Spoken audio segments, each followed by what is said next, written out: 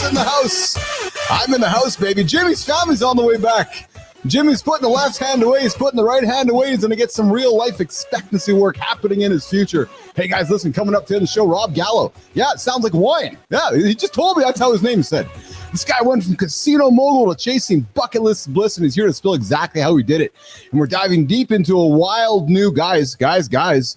There's virgin therapy happening at a Nevada brothel, and we're going to talk about it here later in the show. Hey, guys, listen, we also are tackling fertility crisis head on with the world's first ever sperm race, guys. So, yes, you heard me right. Competitive sperm races are breaking out here in the world. Listen, we live in a weird world. We live in a weird world right now.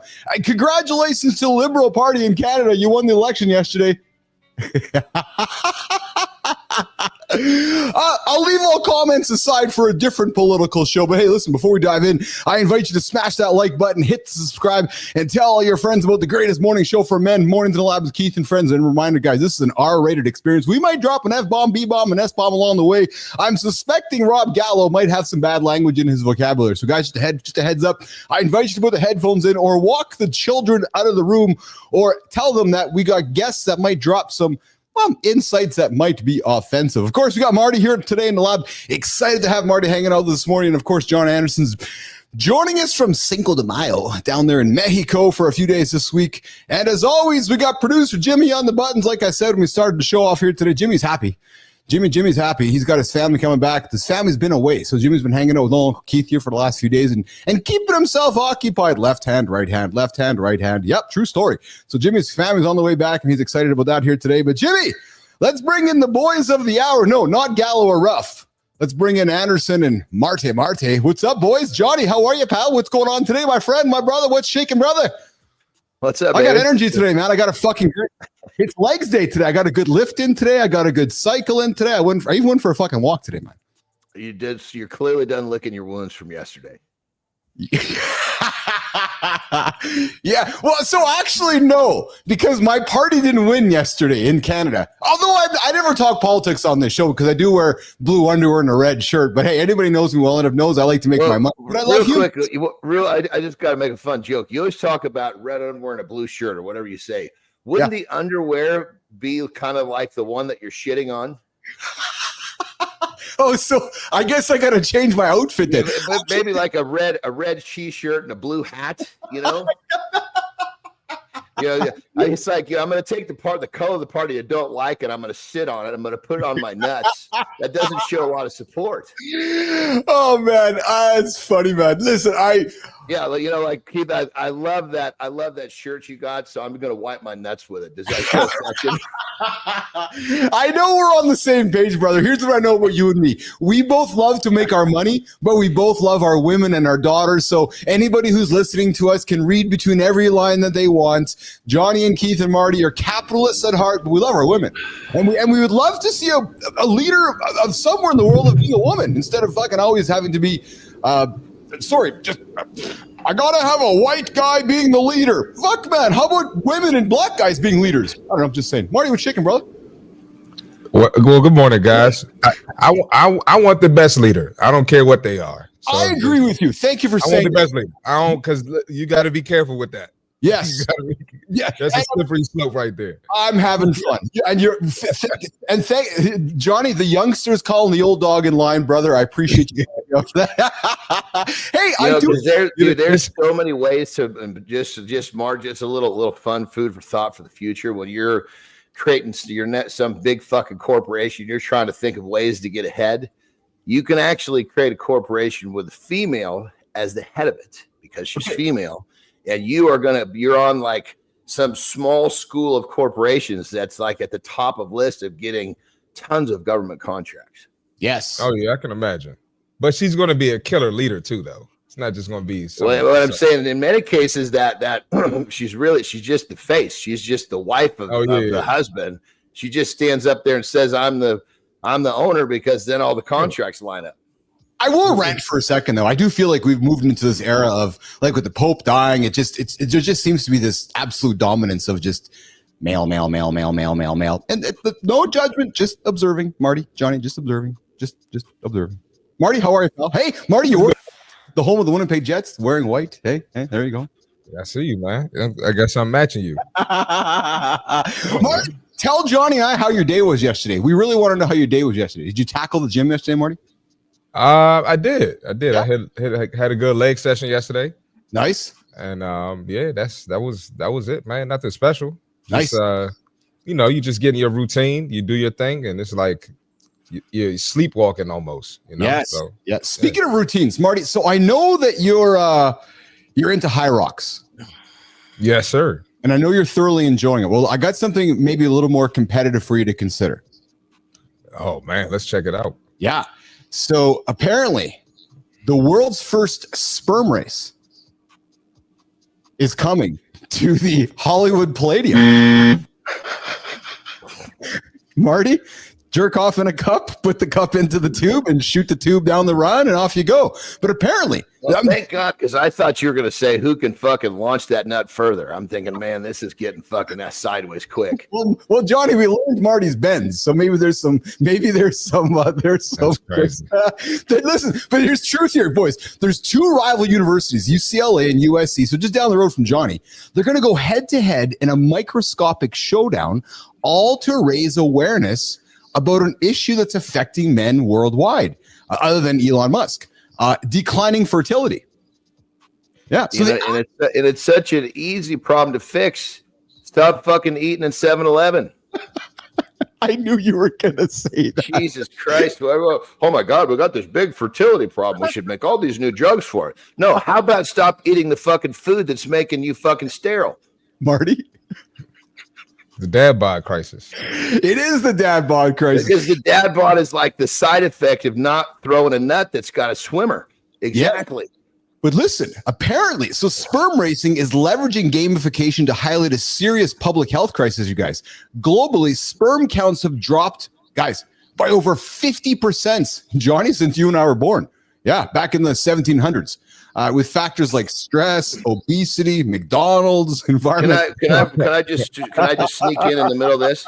I think my guess is I'm going to pick out the first problem with this event. Yes, it's about supporting fertility, helping men be fertile, and they're going to be fucking selling the exact food that's making them sterile at this event to the motherfuckers that are trying to support a cause.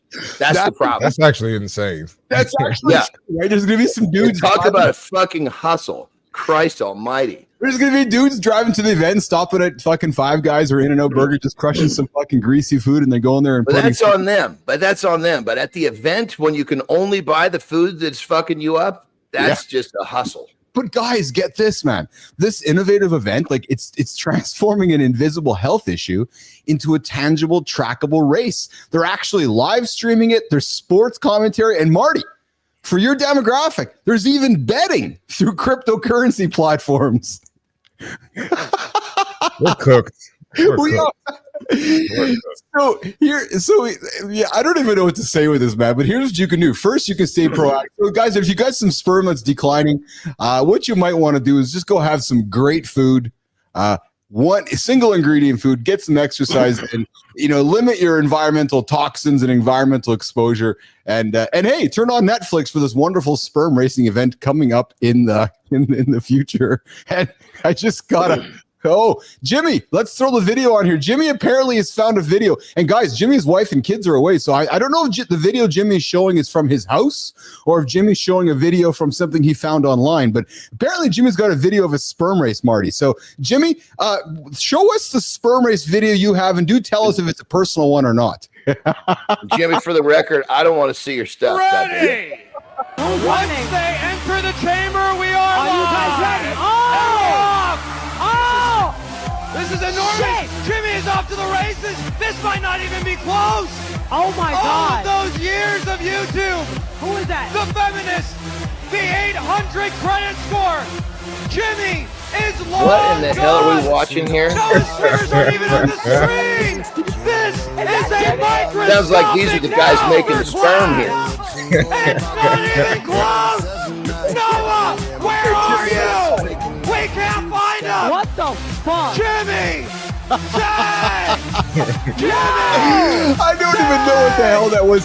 Do some research, guys. So like I said, 51% drop in sperm rate from 104 million sperm per millimeter in 1973. Guys, Just recently, there's been up to 49 million sperm per milliliter in the 2000s. Like, we are actually declining our ability to create sperm as men. Yeah. Brother, this is an Elon Musk thing. He says our biggest fucking problem is depopulation. Yes. He says in 50 years, we're going to have fucking these huge cities that are basically vacant because there's not going to be enough of us to fill these fuckers up. It's hard to argue with that. Hard to argue with that. And it all starts with lack of swimmers right here. This is true. This is true. And Good Time's coming in with good food will give you the morning wood. That's the truth. Good Time. We know that. We talk about that every single day on the show here. But real quick, not to get too deep off on the conspiracy theorist shit, but you got to wonder if this is fucking part of the plan, because too many people chewing up all the goddamn resources. The planet's going to go fucking dry before too long. Yeah. Well, there you go. There you go, guys. So I'm kind of speechless after the sperm race, and I'm kind of speechless after Jimmy's video on the sperm race this morning. I still don't know what the hell that was that Jimmy showed us. Is that was it just coincidental that the fucking person in the sperm in the video was named Jimmy? He has no comment right now. He's conspicuously quiet in my comments right now, guys. It sounds like that video was Jimmy making the sperm is what that sounds like. I woke up this morning to a text from Jimmy. He's like, "Hey, my wife and my kids are coming home, so I'm pretty happy today." So, hey, Johnny and Marty, Jimmy's been busy crushing it, practicing left, right, left, left, right, left. So, whether that video came from Jimmy's house, I'm not too sure. But guys, we got a guest coming up. What would you do, Marty? What would you do if your entire business disappeared overnight? Start another one. No, I'm playing. I don't know. That's probably brother. That's exactly what you do. Are you fucking kidding me? That was a perfect answer. Fuck yeah. Yeah. It doesn't fucking matter what. Listen, the business can disappear, but the skills that you have that created the business, nobody can take that from you. That's right. Well, today's guest knows firsthand. Coming up in a few moments, Rob Gallo, he said wine like Gallo. He's gonna tell us how he had to pivot from disaster into adventure of a lifetime. Coming up in a few moments, and we got Matthew Rouf joining us later on in the show as well. But guys, let's get into it, Jimmy. Let's get to the accountability check-in, which I don't, believe it or not, Jimmy, have in front of me here for some reason this morning. So, Jim, if you can grab that accountability check-in front, that would be great. I'll get to that in a quick second. And guys, just a quick reminder: don't be hitting the snooze button. We talk about it every time here on the show. If you hit the snooze button, you're 9 minutes behind. True story. And it's something we don't talk about, actually. We don't, as humans, we just kind of assume that you roll over, hit the snooze button. Well, Rob, Matt, think about this. You hit that snooze button, you're 9 minutes behind the guy who doesn't. You do it all year, you're actually going to be 2.5 days behind the guy who doesn't. So I invite you, guys, get up, get after, don't hit the snooze button. You do it twice, you're actually going to be a week behind the guy who doesn't. So there's really no excuse for hitting the snooze button. Yeah, true story. All right. I got accountability checking coming up here, guys. Let's do it right now. All right. A lot of energy here this morning, Jim. It's all because of you, Jimmy. I thought slowing down meant losing. I did because that's how we're wired. You push harder, you move faster, you outwork everybody. That's what I do. Yeah. Me, John, and Marty, our goal, wake up every single day, outwork all of you. All of you motherfuckers, outworking all of you guys. I lived like that for years. I still do. Every minute jammed, every second a sprint. But here's what no one tells you. Well, rushing, it feels like momentum, but it's just fear in disguise. The fear of falling behind. Remember the snooze button conversation? Fear of being irrelevant. Fear of facing the truth. Listen, if you don't have a plan, you just have motion. Yep, I still move fast. But now I stop when it matters, to observe, to think, to realize. You hear us talking about it all the times. We don't spend enough time thinking, you guys. Stop, pause, think, to realign, to aim, right? To find that target. Because I'd rather lose a day checking my aim, wondering if I'm in the right direction while moving, than losing 5 months going in the wrong direction at high speed. Now, don't misunderstand this. To create momentum, you got to create movement. But often, guys, pausing is a strength, not a weakness. It's called leadership. And if you resist slowing down and thinking, maybe it's because you think you already know. But slowing down, it forces you to face the truth. No distractions, no busy work to hide behind, just you, your goals, and whether you're really aligned or just grinding blind. So as you start your day here today, guys, get up, get after it. The movement you're creating, the momentum you're creating, is it going in the right direction? Or are you just grinding blindly? Ask yourself. This morning, on Mornings in the Lab with Keith and Friends. All right, let's get after it. Today, we're joined by Rob Gallo, entrepreneur extraordinaire who turned the sunny beaches of Antigua into his office while running an online casino. Oh, baby.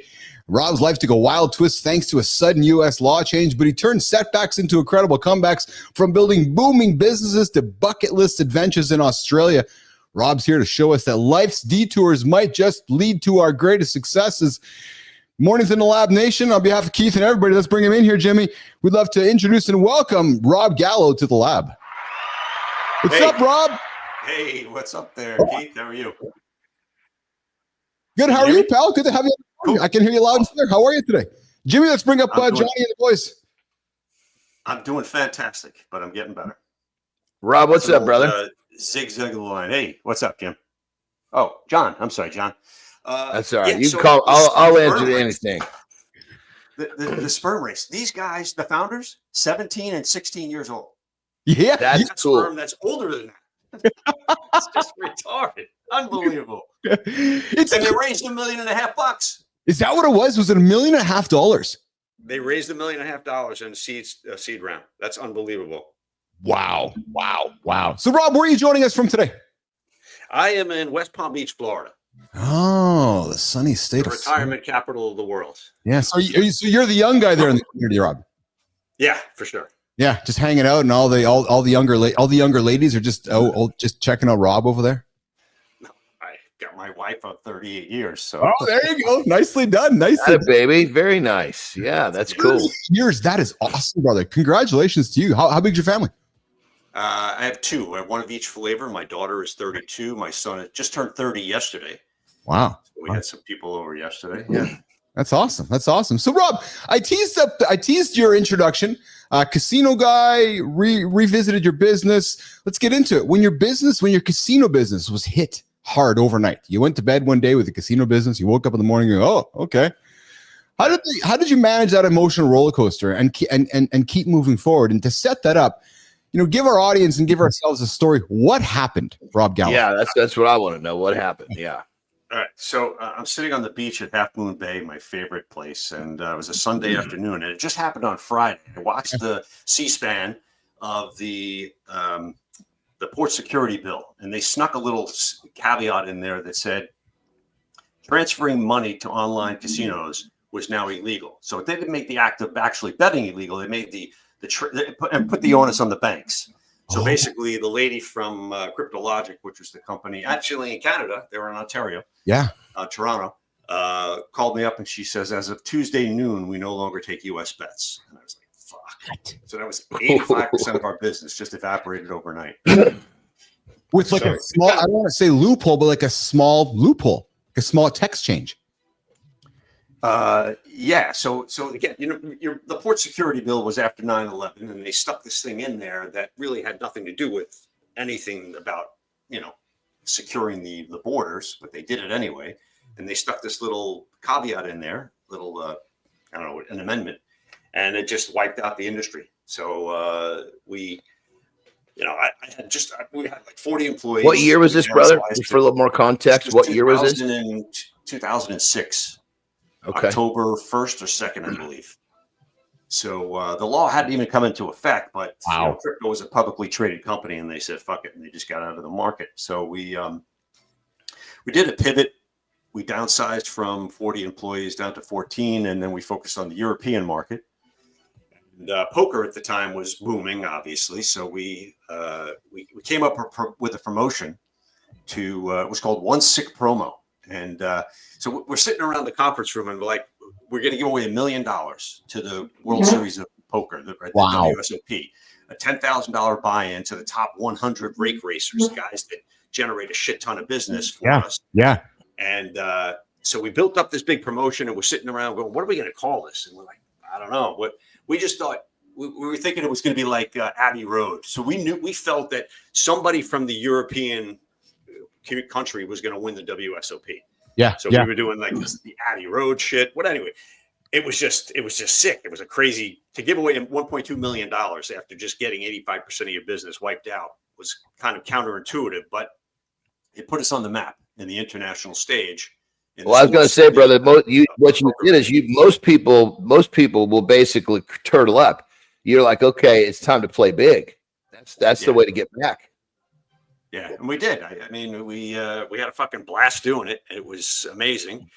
So we gave away 100 seats to the WSOP main event, which is $10,000 each. That's $1 million, and then another $250,000 in ancillary prizes for first class airfare. Wow, all that shit. It was awesome. So, Rob, you mentioned the power of pivoting. Yes. There's men, there's leaders, there's entrepreneurs tuning in right now that are curious about pivoting, don't know how, are scared of it. Pivots pivots can be extreme. Talk about that life-changing decision when you did make the pivot because you had no choice, but you made it. And talk about how you arrived at that other than just that phone call. Yeah, well, I mean, again, without the phone call, I don't make the pivot for sure. Because I'm smooth sailing as it was. Was the catalyst. Yeah, exactly. Right. So there's always a catalyst. So you got to look for the catalyst and say, all right, well, I could either, like you said, John, clam up and walk away with my tail between my legs, or pivot and make a move. So that's what I did. And then again, the thought process was the industry is not going away. People are still going to gamble. People are still going to bet. Right. So they're just not going to do it in the U.S. legally. And I know lots of guys that actually said, fuck you to the U.S. and kept doing it down in Antigua. Then they could not come back to the U.S. So I didn't want to do that. Oh, man. 2 little kids at the time. So. Yeah. Oh, literally, they literally couldn't physically come into the U.S. What you're not talking about business. They kicked them out. You can't come. You can't live in the U.S. anymore. Holy shit! That's crazy. Yeah, they had sealed indictments against them, so they couldn't come back because they were circumventing the law. So, and then it's all about money though, bullshit. Because poker stars did the same thing. So what they did was they actually ended up buying a bank in I think it was North Dakota or South Dakota, buying the bank. And then they did transactions through the bank that looked like you were buying golf clubs and other bullshit, but it was really credit card transactions for gambling. It was just, to side skirt the law. It's crazy fucking stories back then. I forgive me. I just got to point out one thing here for people that didn't pick this up.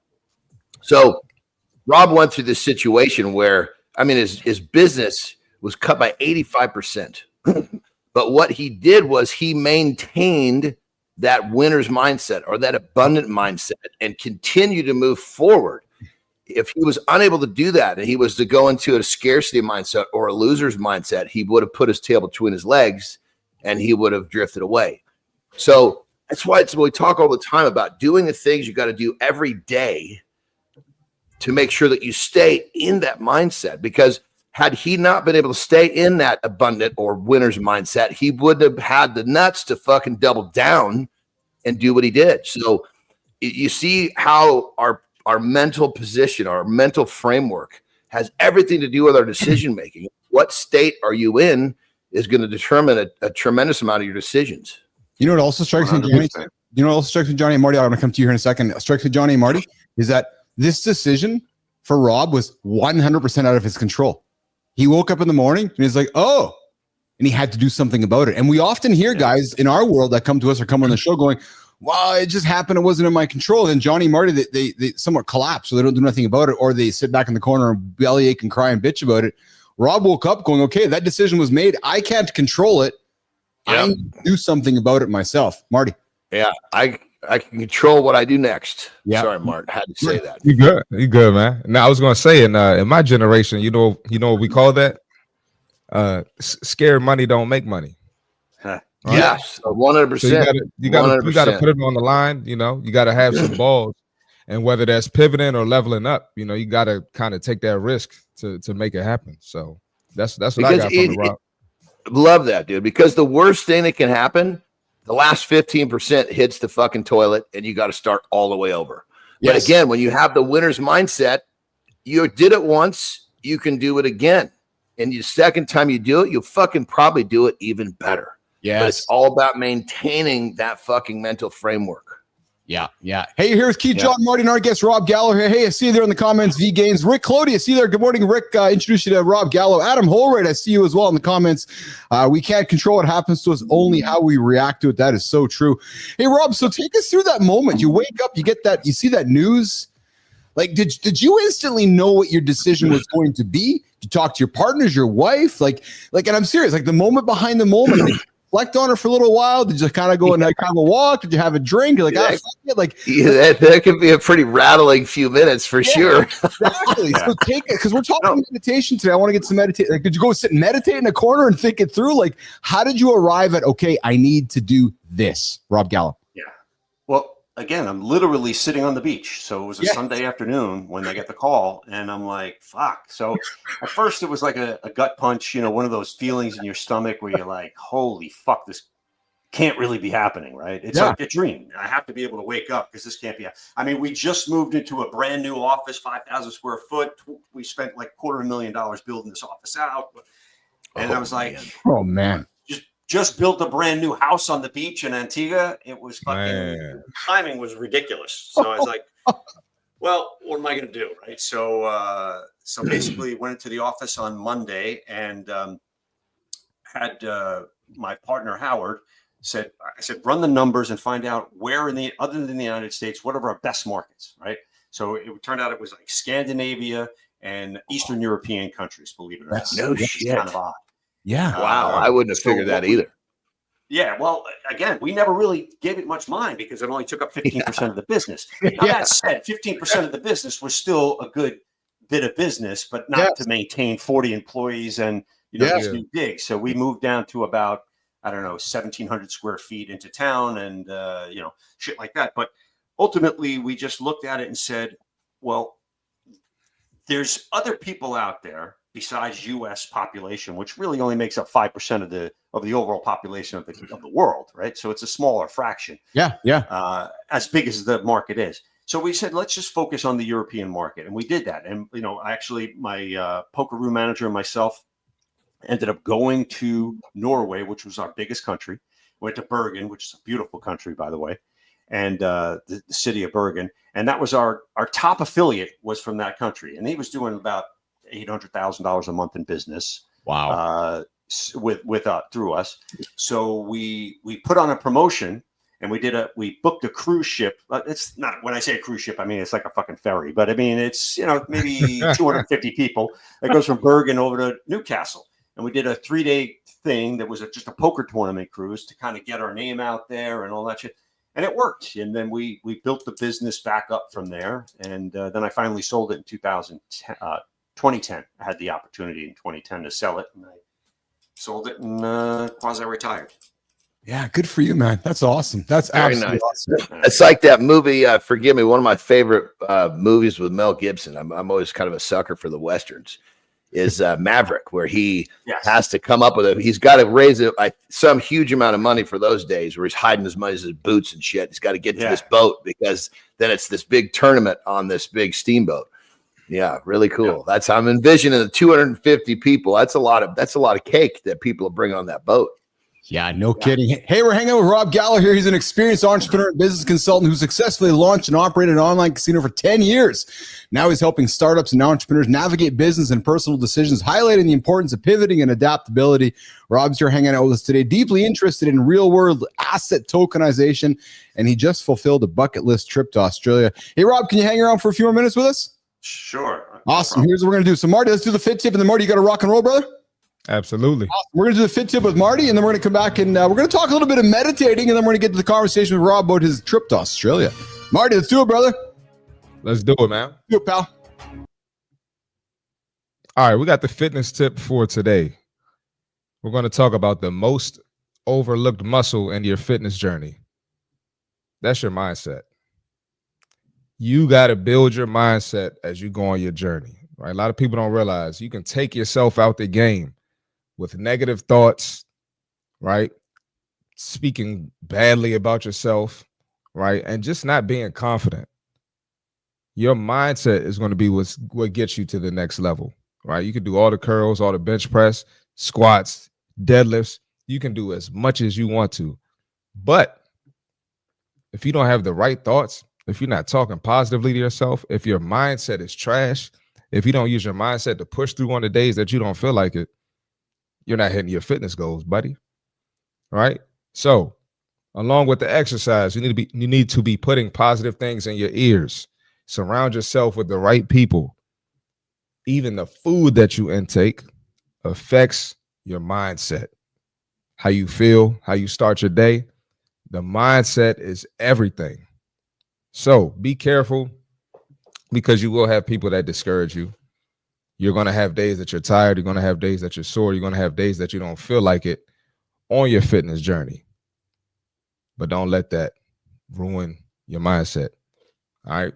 Keep strong, positive thoughts, and let's keep it going, and let's get this working. That's the fitness tip for today. It all starts with the mindset. Coincidentally enough, we're talking meditating here in a few moments. Marty, you have yourself an awesome day today, brother. Getting after the gym. I appreciate you. Sir. Of course. All right. I'll be back here tomorrow. Rob, nice to meet you, man. Great story, too. Yeah, you too, Marty. Take care. All right, we're going to walk Marty out, guys. We're welcoming Rob Gallo back in the lab, and John Anderson and myself. And guys, today's deep dive topic is about meditating, and I want to spend a few minutes kind of leaning into this before we get to Rob's Australia story. But guys, I decided to commit to meditating every single day a few years back, and I got to tell you, and I want to ask Johnny about this as well, because Johnny I know does it as well, counts himself in. And let me tell you guys, it was nothing like I expected, and I still do it today. And true story, the first couple of days when I started this, and John, I'm looking to you, brother, my mind was all over the place. Right, I sat down, I was in quiet, and I was like, okay, how do I focus on this when the squirrel's over there and the light's over there and I'm hearing sound over there? And you know that feeling. I'm Rob, I'm probably even thinking about you. Work.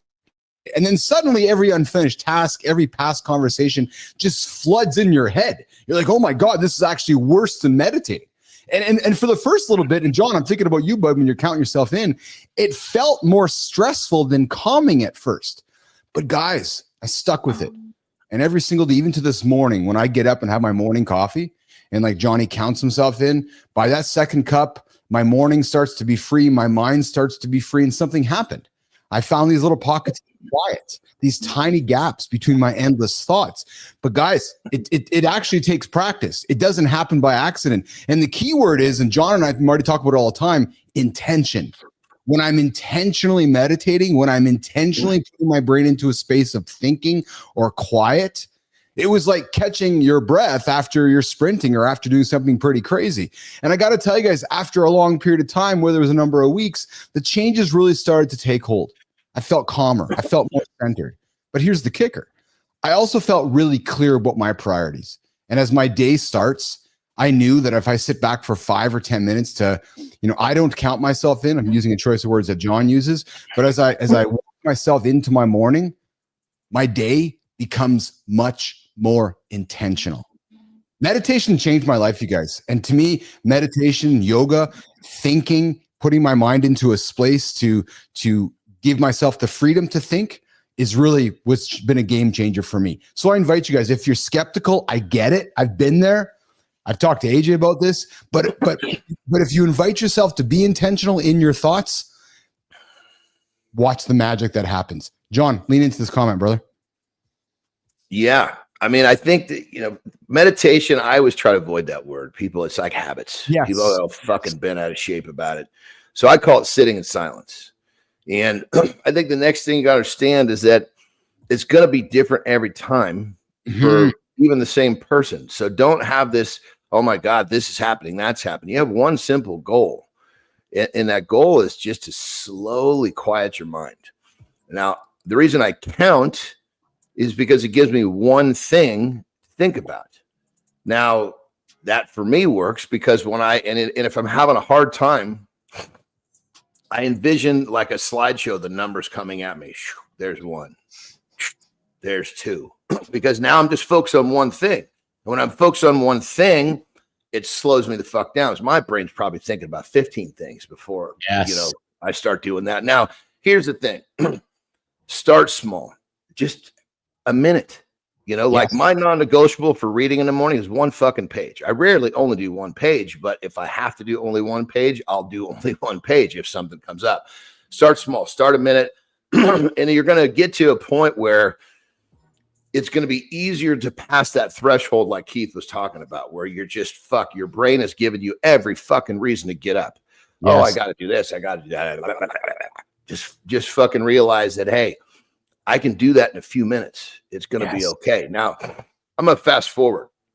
Just recently, I really stepped up my sitting in silence because I just felt like there was a part of me spiritually that was ready to grow and take another step. So I gave myself more time to meditate. I still have a very small non-negotiable on how long I'm going to sit there, but I also have up to 45 minutes. Now, once you get into this a little bit, it's kind of trippy, and I don't expect this to make a lot of sense for people that don't do it. But here's kind of the end, where what I love. As I get into that point where, I mean, it's quiet. The counting has stopped. I went from seeing the numbers, hearing me, then to hearing my breath.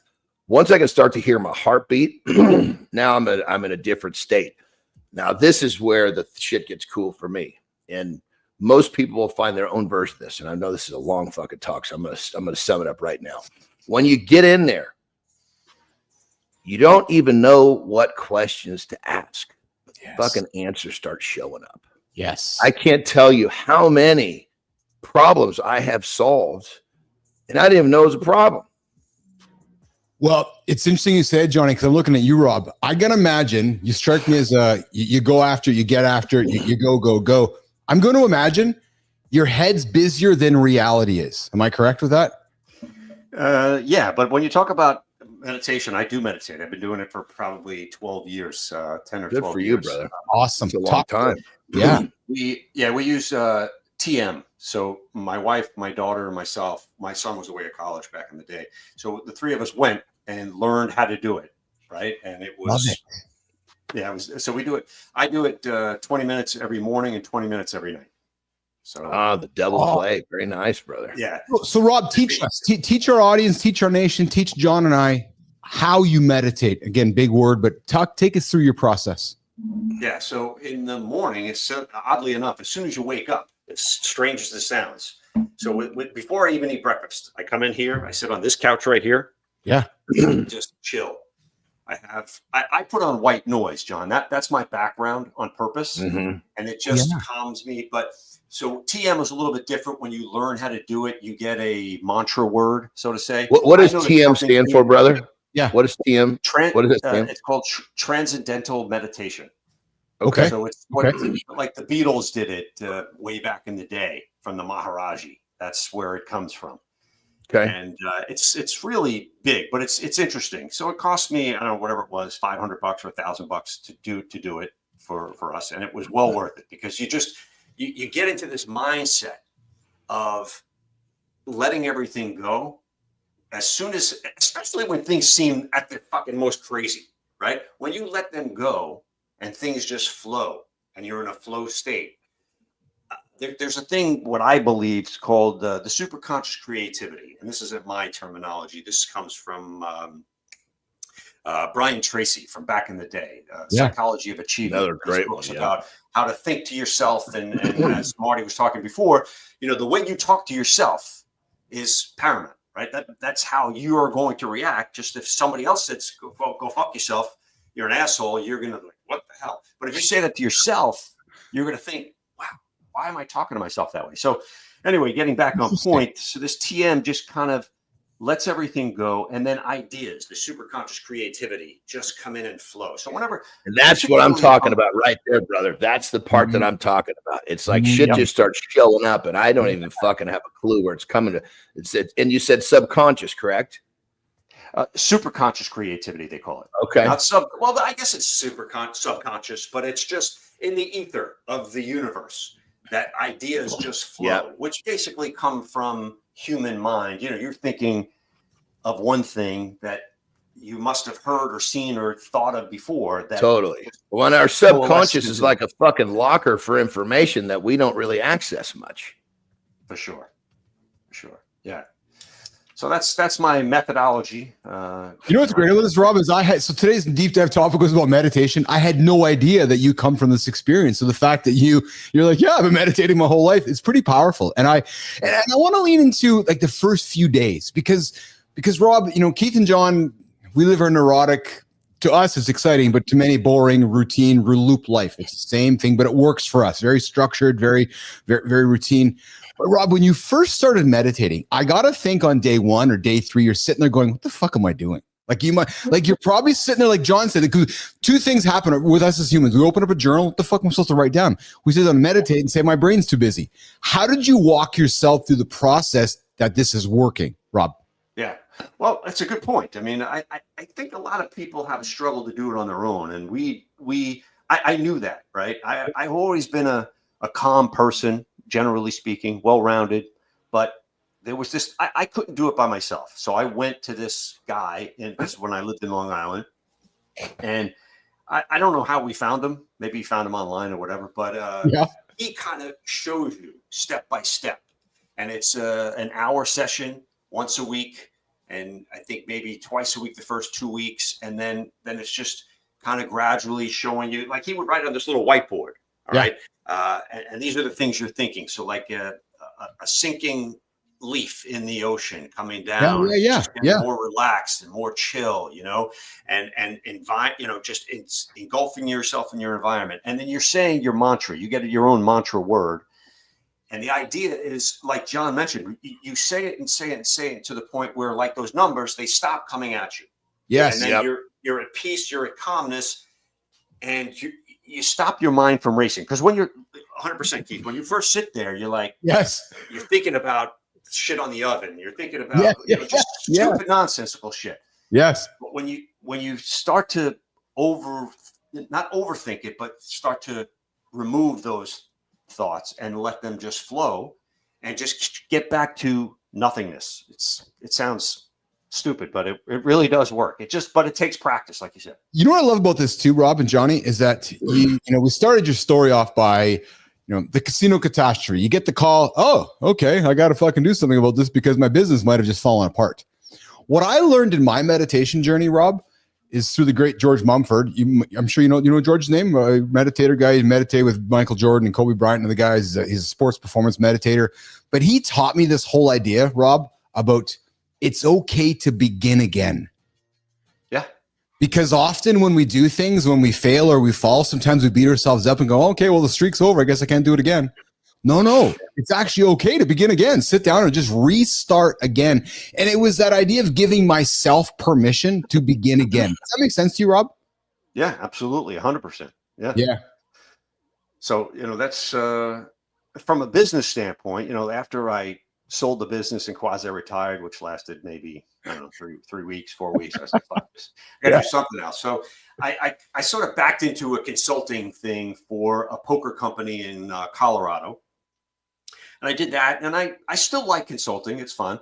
And then I did a pivot shift and I opened up a company called Pivotal Zen. Pivotal Zen is kind of like, I help people think about beyond just from a business standpoint, but from a life standpoint. John, I think, this hits home with you, is that what happens between your ears, and as Marty was saying, is more important than what happens in the outside world. Yes. And how you talk to yourself. Yes. And entrepreneurs, especially in today's and age with fucking AI the way it is, are just running like lunatics and not taking time to kind of enjoy themselves. So, I go to the gym every day and I've been doing it for probably 35 years because I saw old people when I was younger and I'm like, fuck that. I'm not going to get that old. Right. I mean, I know I'm eventually going to get that old, but I don't want to be that incapacitated. Right. Because the only thing I can take with me is my personal health.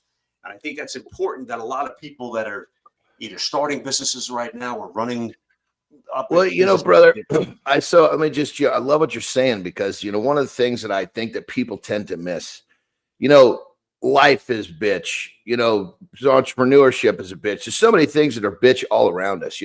This is just life. It's constantly kicking you in the nuts. And here's the thing. Life doesn't get fucking easier. We have to get better.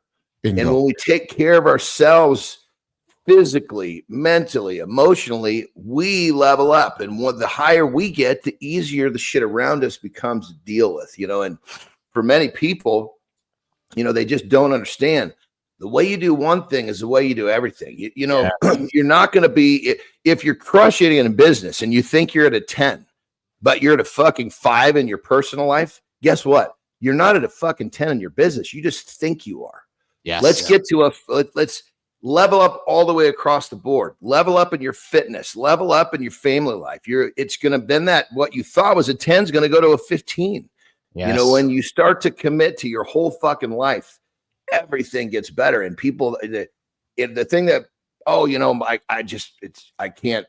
don't have time. I don't want to take this time for my kids.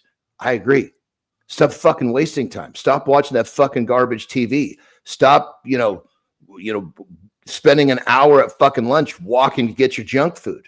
Prepare your food. Take that fucking time to go. There's time is all around us. You're just choosing not to gather it and invest it in yourself. And you're hiding behind it's selfish. Hey, you're hanging out with Keith, John, and Rob here. We're wrapping up with Rob Gallo here. Coming up in a few moments, we've got AJ Eglin joining us for some mind fuel. Hey, Rob, just give us a quick little heads up here. Tell us about your recent bucket list adventure in Australia. What did you do? What inspired it? And what surprised you most about that experience, Rob? So the inspiration was Formula One. I've been a Formula One fan for probably 25 years, and this was opening season. Yep. I love that shit over there. I'm a shareholder in Ferrari, and I wanted to go see the race in person. So we booked a trip, and we turned it into a month-long trip. So we went to flew to Sydney. Yeah. Loved Sydney. Sydney was just awesome. Just an awesome city. It's like New York City, but clean and I friendly. agree. I've been. Yes. And then we went to Melbourne. Yes. And that was awesome. The race was phenomenal. We had a blast. Yeah. And on the way there, so real quick aside. So we booked this place to go for lunch at a winery down about south of Melbourne for about an hour. And on the plane on the way from Sydney to Melbourne, this lady's like, no, you don't want to go there. You want to go to this place. So I changed the reservations. We went to this place. It was called 10 Minutes by Tractor. It was fucking unbelievable. It was a seven course meal. That they don't have Michelin stars, but they call them chef hats, and it was like a 1.5 chef hat, which is like top of the line. Dude, the name is intriguing alone. 10 Minutes by Tractor. How do you not want to check this place out? Totally. So what it was they had one location, and then they ended up buying like 10 of the other farms in the area that were all 10 Minutes by Tractor. So that's how they came up with the name. Awesome. That's awesome. Very and then cool. then we went up to Brisbane to visit some friends. So the former cricket coach for the West Indies cricket team, him and his family lived there. Our kids went to school together in Antigua. So we went and visited them, and then we went to Byron Bay for another week. So it was awesome. That's awesome. Nice. I've had one trip to Australia, Rob. I went a number of years ago, and I went down to the Neptune Islands and spent 4 days, 3 nights in a cage with some great white sharks, which was a lifetime experience that if you go over there again, guys, you got to take a quick hop over to New Zealand. It's fucking cool as hell too. Yeah. You've been, Johnny. I haven't been. You've been, Johnny? Yeah. Oh yeah. Yeah. No, I have not. Yeah. I would love to get my ass over there. All right, Rob. Hey, wrestled over there actually. I bet. Oh yeah. That's really cool. I did not know that, man. I didn't know you went. How long did you spend in New Zealand, Johnny? It was a mini tour. So between Australia and New Zealand, probably 10 days. Fuck, that's really cool. I'll have to get into that. Yeah. Hey, Rob, I guess I've been in North Korea. Going to New Zealand is no big deal at all. just fucking swimming across the water there. You're just New Zealand, right? So that's awesome. Hey, Rob, we got some quick hitters for you, brother, before we walk you out of here. Most underrated skill every entrepreneur should learn. Meditation. Best advice you've ever ignored. Best advice I've ever ignored. Invest more in the stock market when you're younger. Yeah. Oh, there you go. And favorite casino game? Be honest. Poker. There you go. There you go. And then, Rob, last question for you, brother, a closing one. If your life story became a movie, what's the surprising twist that would shock everyone? That's a good question. I mean, I think he just told the fucking story about it. They could make a movie about his business falling apart like that. Christ. Dude, you have no idea how fucking in-depth this story actually is. I should be writing a book. I bet. I don't know. It's a happy ending. I hate to say it, but I sound like a douche when I say it. But I've got the greatest life you could possibly imagine. That's awesome. I could see the opening scene, Johnny. A guy sitting on the beach. All of a sudden, his phone goes. Up his phone. Yeah. Oh yeah. Hell yeah. And you're like, what? And you can just see the movie starting, right? You can just actually see the movie starting. Hey, Rob, well, because any business person can put themselves in that situation. Doesn't have to be that they ran a poker deal or a gambling thing. Any business that can happen to in some way, shape, or form. So true. So true. Hey, Rob, how can our audience connect with you? Where can they find you? And how can folks interact more with Rob Gallo? LinkedIn. Just do a search on LinkedIn is probably the best. I'm pretty active on LinkedIn, at least as far as responding stuff. And pivotalzen.com, if they want to reach out to me for a consultation just to see if I could help.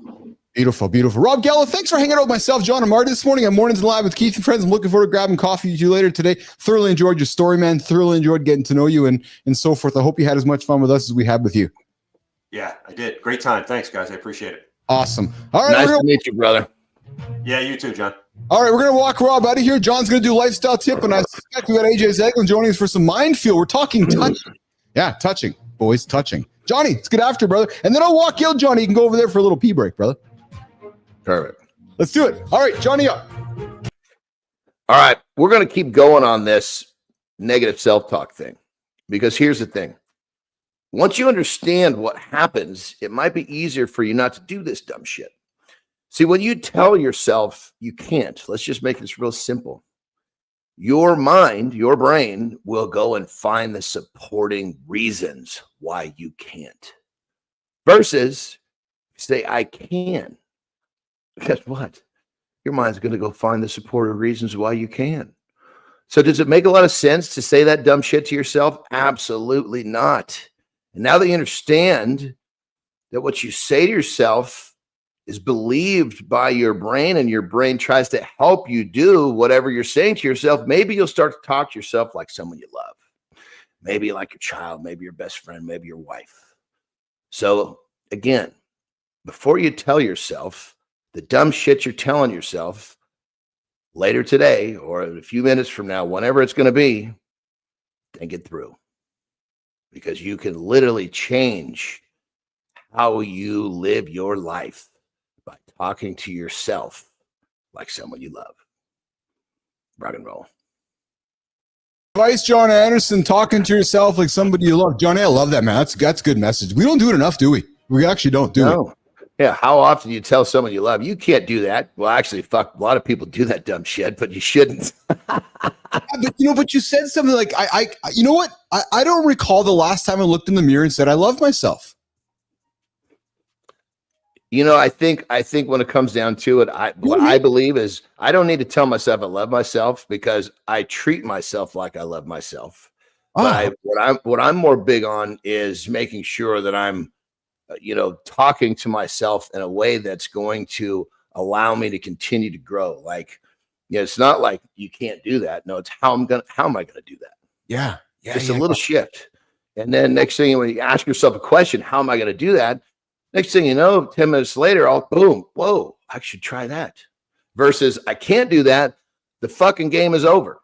Yes. And you develop the neuroplasticity to continue to say that dumb shit. But it's funny because I know you want to get away for a quick second here, but it's funny because I believe like yourself, I'm pretty good at that. Like I'm pretty good at questioning myself, my abilities. I never if anything, I have probably like yourself, I have this undeniable self-belief that I can do anything. Like I really do. If you want to be an astronaut, I can be an astronaut. Like I actually believe I can do anything possible, and I believe you do as well. But I got to be honest, brother. I don't know if I do. Like I tell Lauren every day I love her. I tell my kids, but I got to be honest, man. I don't tell myself, and maybe I need to do a better job of that, recognizing those words in my own brain, John. Right? Because one thing to recognize my own self-belief, but I'm not trying to. I'm just. We're talking meditating today. Maybe I could do a better job looking in the mirror and saying, brother, you're pretty good. It's okay to love yourself. You know what I mean? Yeah, in 100%. I guess the reason I don't say I love myself is because it's not very directive. You know what I mean? That's fair. Yes.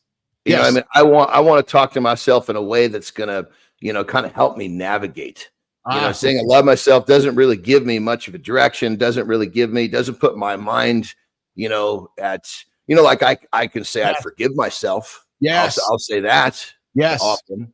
Like I make a mistake, dude, let it go. Forgive yourself. What you're doing right now, is you're not allowing to see the next opportunity coming because you're all fucked up looking behind you. You can't change it. Forgive yourself and move on.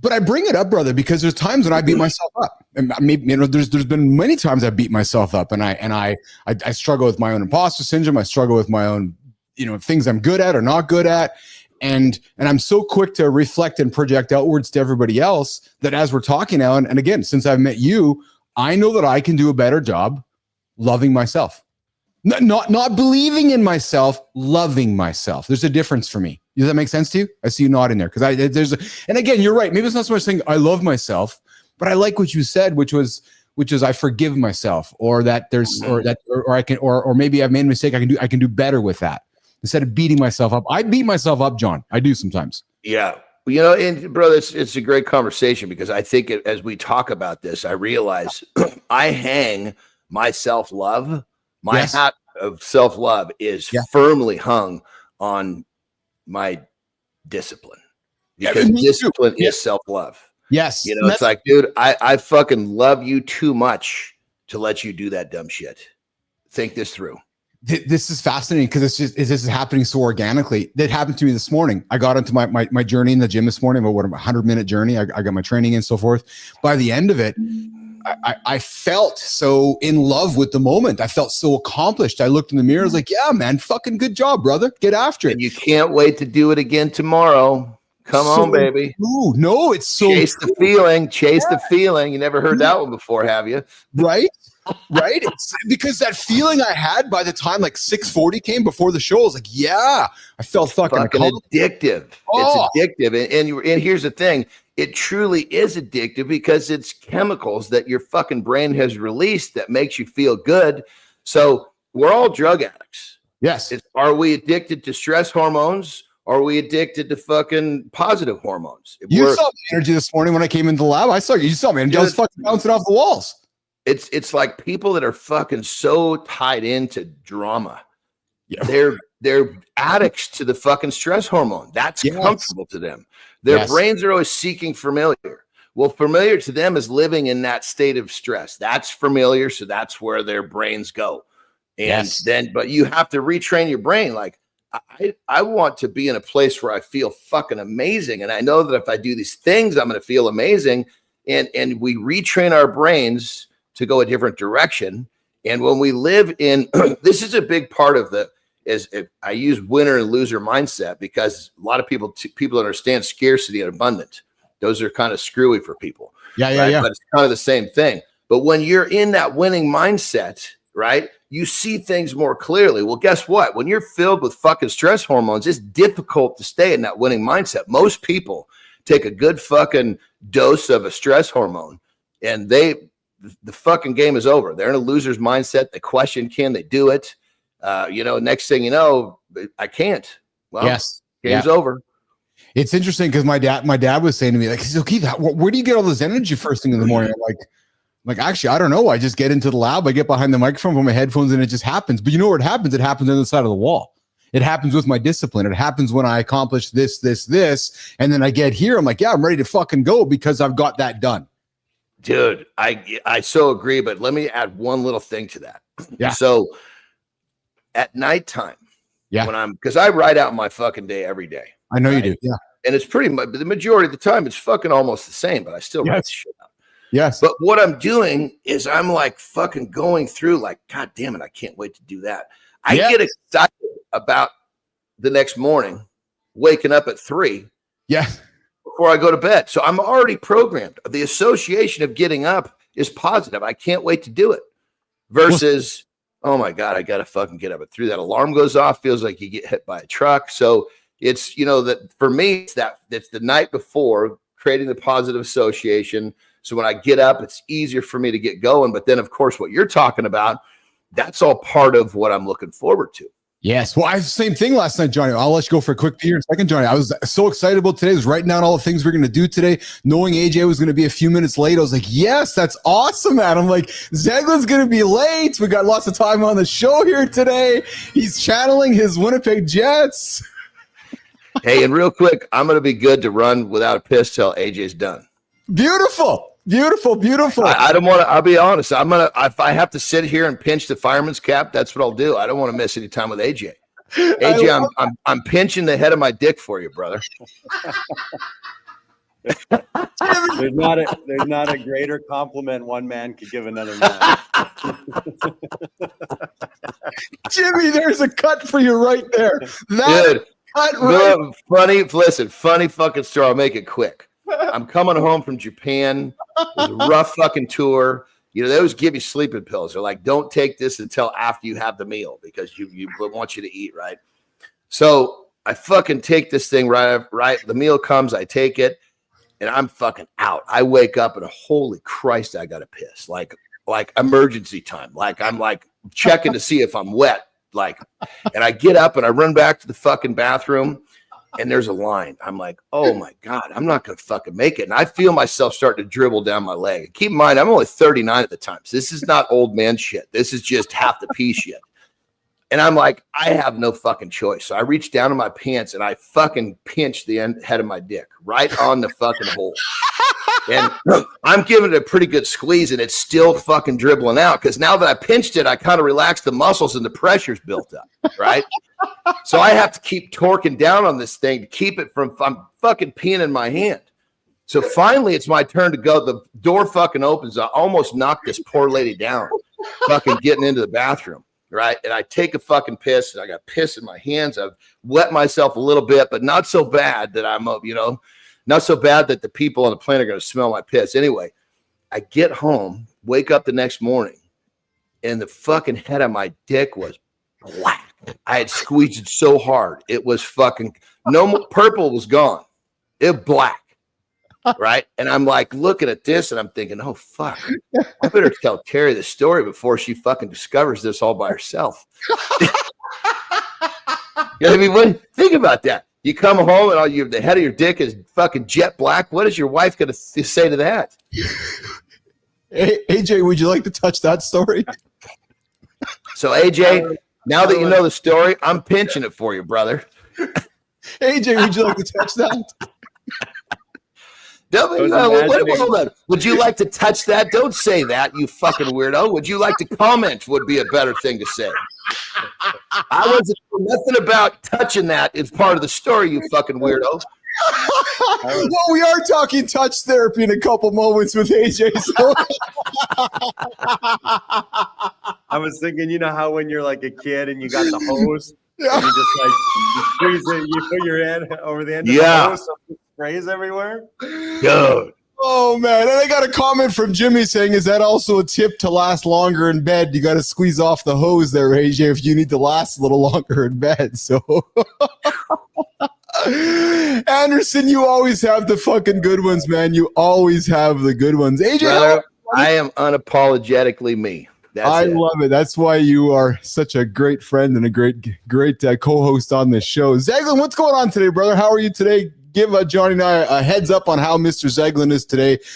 What's shaking, pal? Yeah, doing good. Just a really, really busy day. We got a busy morning in the gym, as you can see. Me kind of dropping in a little late on you guys, and that's then okay. And then I got to get right back in there. But yeah, the guys are here today, so yeah, here, getting ready for the biggest game. I think, arguably one of the biggest games in the history of our organization.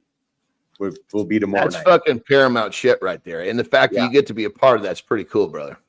Yeah, it's pretty exciting. Pretty exciting, I think, for the city, and I feel good about it. But you know me, man, I'm always an eternal optimist. Like I'm such a homer when it comes to my sports teams. I know you are always all in. Like I 100% believe that that the Jets are getting it done. Let's get it done. Well, AJ, I know you've got a lot of time today, but I want to talk about a couple of something with you quickly here. Listen, men and touch. Men are touch starved, and there's some research that has been recently released that, according to a recent meta-analysis published in Nature Human Behavior, researchers reviewed over 130 different studies involving AJ 13,000 participants, and they found that men were lacking touch. and that touch interventions such as hugs and massage significantly reduced pain, depression, and anxiety with men. When you hear me state that, and again, with your profession and you talking with clients and, you know, and so forth, does this surprise you? What are your comments when you hear this idea of touch therapy and how it has moderate to strong effects similar to pharmacological treatments in human beings? That it makes us, you know, feel more connected to those, you know, around us through this idea of touch therapy. AJ. Yeah, so I mean, it's not super surprising to hear those numbers. I mean, just from a foundational level, a lot of males, that's how they choose to show their affection. And oftentimes how we show our affection is usually how we're hoping to get it back too. We often put out what we're hoping to receive, right? So a lot of males in their relationship will show a lot of touch, right? You'll be, you know, Lauren walks by and you'll maybe grab her, or you'll give her a hug, or you'll smack her on the butt, or you know what I mean, like those type of things. Yes. And we that's how we express a lot. And when you're putting that out, not only you're putting that out to show her, but you're hoping that you receive that in return, because, you know, in our minds, we're like, hey, when I do that, you know, that's me showing this person that I really care about them. Yes. And so if I were to get it back, oh man, I would really know that they care about me, right? We're often projecting in our actions what we're hoping to get. So you see, oh, sorry, go ahead. No. And then how would you express it to our male counterparts?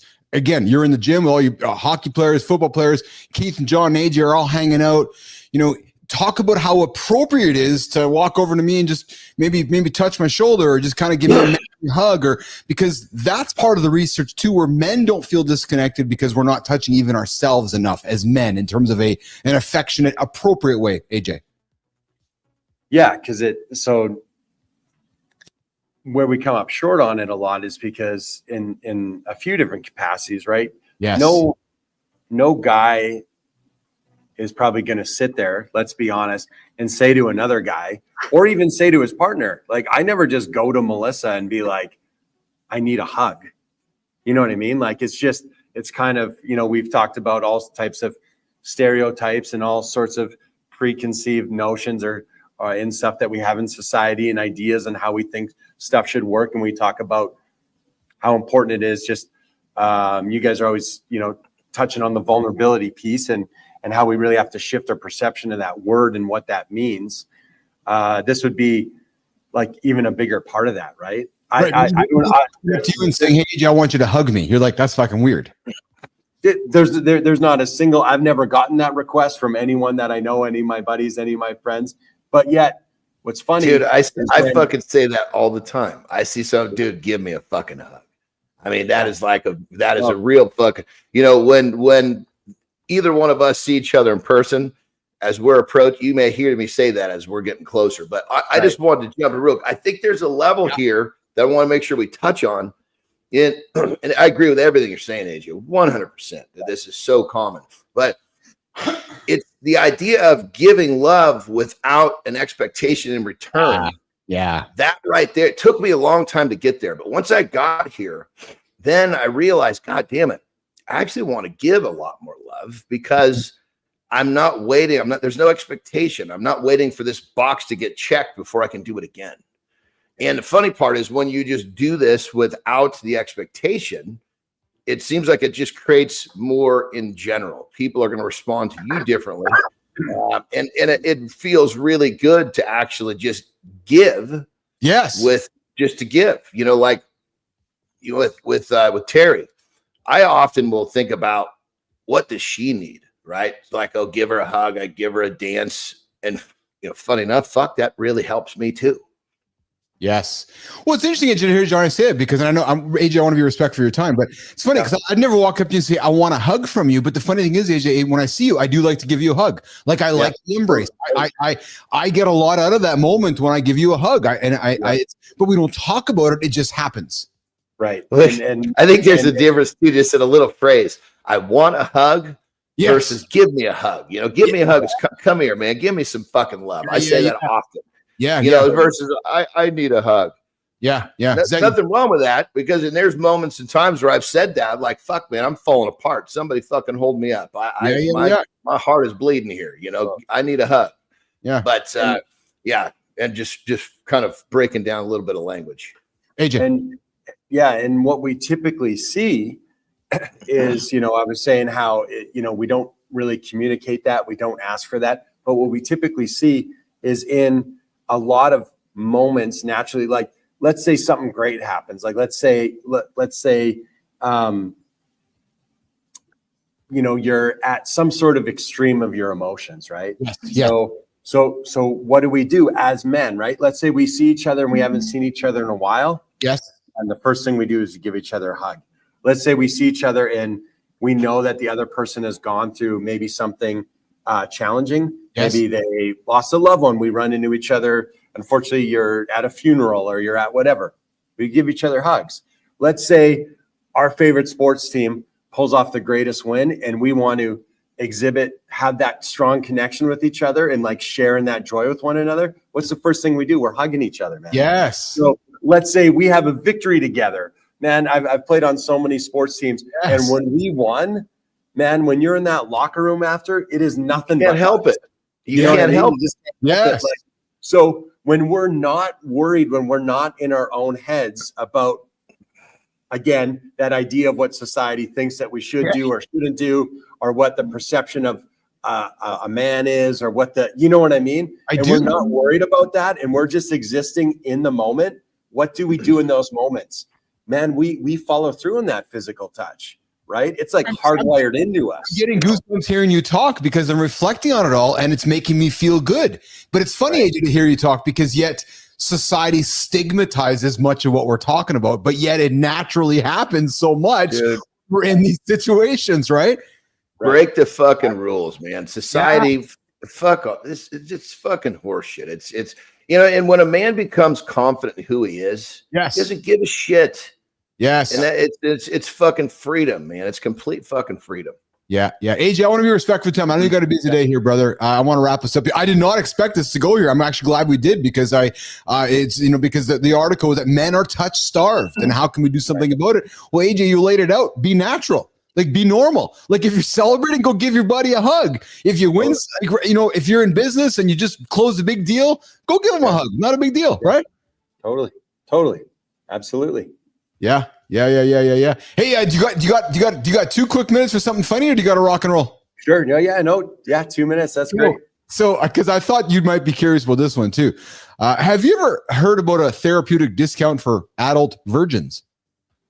Well, today there is a ranch in Nevada called Bella's Hacienda Ranch, a unique Nevada brothel offering 50% off for male virgins who provide a therapist note as part of an exposure therapy initiative designed to ease anxiety and social isolation. AJ. So essentially, if I'm coming to you with some problems, you could give me a quote unquote doctor's therapist note, send me down to this brothel and help me get a discount on my losing my virginity. Because guys, recent statistics indicate that over 6 million Americans aged 25 to 29 remain virgins, attributed largely to increased reliance on technology and diminished face-to-face interactions. And guys, this brothel has been running since 1950. And if you walk in with a document saying that you're kind of messed up a little bit and you need some therapy, they're going to give you 50% on your virgin experience so that you can break your virginity for 50% off. And good time is lining up for that. I want to hear. Hey, check this out. I want to hear what AJ's got to say. But I'll be honest, if I squeeze any tighter, I'm going to have a black cap again. So you got to cut me loose. You go, Johnny. Go for a pee. AJ answered.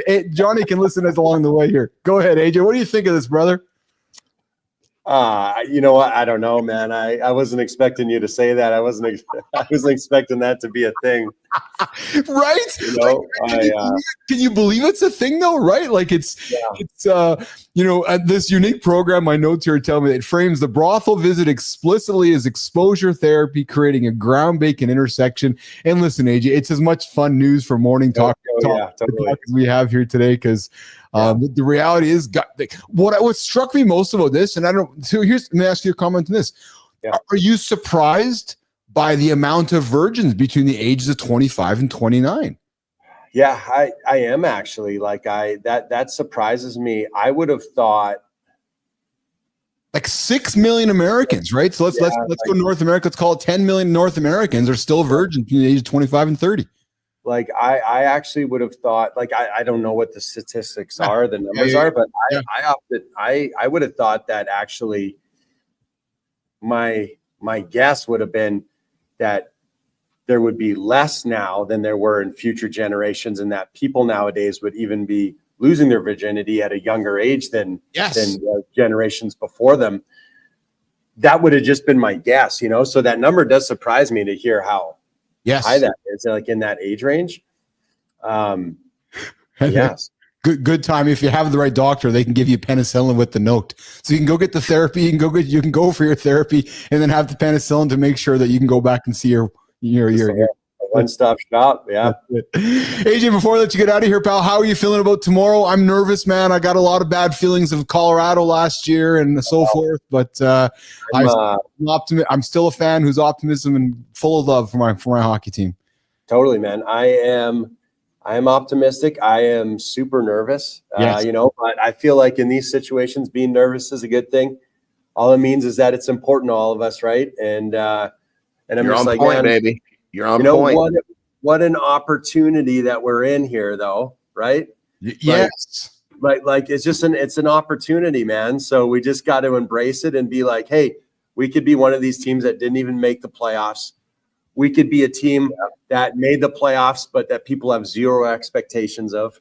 There's a whole bunch of different scenarios. The fact that we're in this scenario, we're in the playoffs, we were the number one team, we have high expectations. Everyone has high expectations of us. Like, what an opportunity to be in, right? That's what you want, is those big moments. The moment doesn't get any bigger than this for us right now, right? So we're in the biggest moment. This is where you want to be. This is where we are. Like, let's fucking go, I'm excited. Yeah. My one complaint as a fan is I think our team is too soft. Yeah. Our when it comes to playoff hockey, our team might be a little bit too soft to get through it. But anyways, we'll see tomorrow. Until tomorrow night. Talking about that, you're manifesting it, Keith. I've been watching it, Johnny Anderson. I've been watching the softness. So I hope I'm wrong. I can't wait to come to the show Thursday morning, John, and say to you, brother, I was wrong. Our team. Well, even speaking the negative association with the team. Yes. Yeah. So I will never think about those arenas, man. It's fucking energy. Yes. Energy is what changes the tide. So the more negative thoughts and energy that can be pushed away from the situation is going to give more to the team, is what they need, than positive. Yeah. Well, this is the hope. This is absolutely the hope. So, Mr. Eglin, you have yourself a great day here today, brother. Getting after it with the boys. You got a lift today, pal? You got some legs day today? What do you got going on today? Or you got no time for that today? No, man. It's Deep Cheek Day, man. Deep Cheek Tuesday. Let's go, baby. Let's go. Beautiful. All right, pal. Well, listen, you enjoy your day today. I appreciate you. I appreciate the conversation around touch, man. I thoroughly loved it. And it was, and as Rick Clody said, just to walk you guys out of here, pinching for the win. Don't touch it, AJ, from John Anderson. I love you, brother. Have a good one. Okay, pal? Thank you, AJ. Thanks. All right, AJ's out of here. John, that was fun, man. That was a lot of fun. All right, we got Matthew Ralph coming up here in a couple of moments. Johnny, what do you got going on? I got to go at 25 is when I got to go. Awesome. Well, I'm going to walk you out of here in a couple moments. What do you got going on today? You got pickleball here today, or what do you got going on today?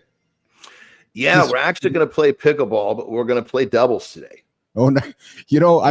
I've been thinking about you for the last few days because you keep telling me about pickleball, and I think about you often, my brother. I do, and I'm thinking because I see in my head like a normal pickleball player, right? And I'm seeing a 50, 60, 70-year-old man in Florida. I'm physically seeing his demeanor. I'm seeing his body type, and then I'm closing my eyes. And I'm seeing you and Terry crush the pickleball in Mexico. And I'm like, that's not what I'm envisioning being a pickleball player over there is, which is. Well, it's fucking crazy because pickleball, at least in America, has become, right, it's getting a wave of popularity. Yes. Like our fucking kids are playing the shit. Mm-hmm. And they were playing the shit. They started playing and we didn't even know it. We would tell them, hey, guess what? We're playing pickleball. Oh, we play that too. It's fucking great. So, and we have courts right here, which is great. I mean, and it's it's not like, I mean, it's a little complex with, I should say complex, but there's like 8 courts. So you could show up and get on a court whenever you want to, which is really cool. And Jimmy, people are just intimidated by, they see Johnny's physique and like, I'm not fucking playing pickleball with that guy's gonna kick my ass. Hey, before we go, I forgot to put something on the table today for you, me, and Marty, and Carter brought it up a couple days ago. I want to ask your opinion on this as well. How about the rapid fall of, what's his name, Shedeur Sanders not being drafted first overall in the NFL and actually going in the 5th round? That's the Deion Sanders' son. Did you hear about that? I did not hear about that. So quickly, because this is a great story, man. So projected to go first, second overall in the league, the entire NFL. But teams start interviewing him. He starts showing up with bad attitude because his dad is his coach. And Deion Sanders brings a reputation, right? So the guy ends up being drafted in the 5th round, Johnny, after projecting to go first overall because a bunch of teams passed over him because of the baggage that perhaps his dad brought, or the attitude he brought, or this not wanting to be a part of something, want to do it my own way kind of thing. And not saying anything wrong with that, but I think there's a great discussion to be had there around respect and integrity and doing things maybe a certain way. And I think something we should probably talk about, you, me, and Marty, in the coming days. It's quite fascinating. And that's a conversation, man. You can have a massive one on either side of the fence. You could argue that either way, only because Deion was such an elite. You know, and keep in mind, he was an elite partially because of the mindset that he carried through the whole thing, which sounds like his son has got. So, it's like, shit, do you penalize a guy that believes that he can do it by himself? Right. Or are you saying to yourself, well, fuck, I don't want to draft Keith because I know, or let's use Carter. I don't want to draft Keith because I know if I'm drafting Keith, I got to deal with Carter every single fucking day. Good. Yeah. Well, that could be true too. But also too, I don't even know what a 1st round pick is, but it's got to be a fucking shitload of money, man. Ooh. Well, he was making $11 million a year in college under the nil, with not even being a pro. Right. Yeah. So anyway, fascinating conversation in the sports world there with Shedeur Sanders. But Johnny, you get after it, brother. You enjoy your day today. What a great show today. Rob Gallo was awesome. And could you imagine that, right? Just sitting down on the beach, getting ready to enjoy your day.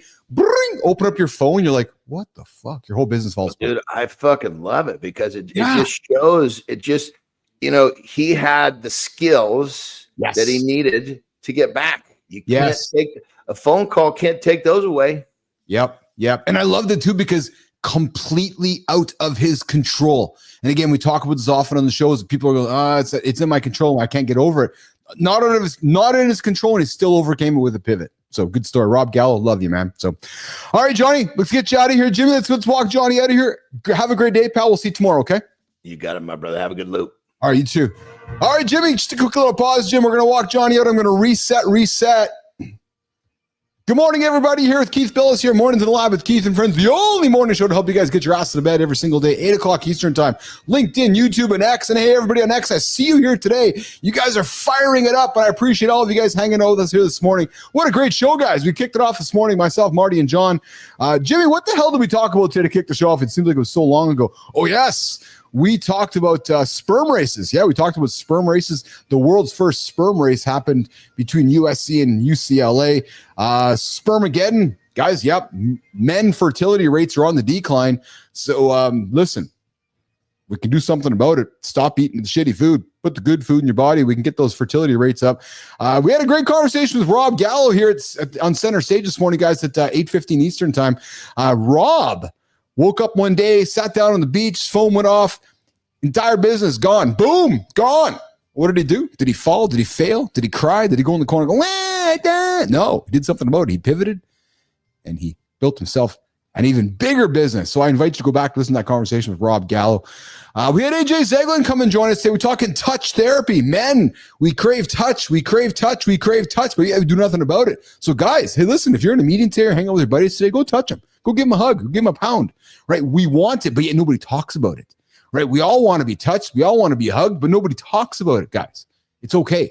Go and give your buddy a hug. Give him a bear hug. and so forth. We got into that conversation with love here as well. And hey, we also talked about this conversation was specifically directed at my buddy Jimmy, producer Jimmy. I know he's on his way to Nevada here soon. All joking aside, he's got his family coming back here.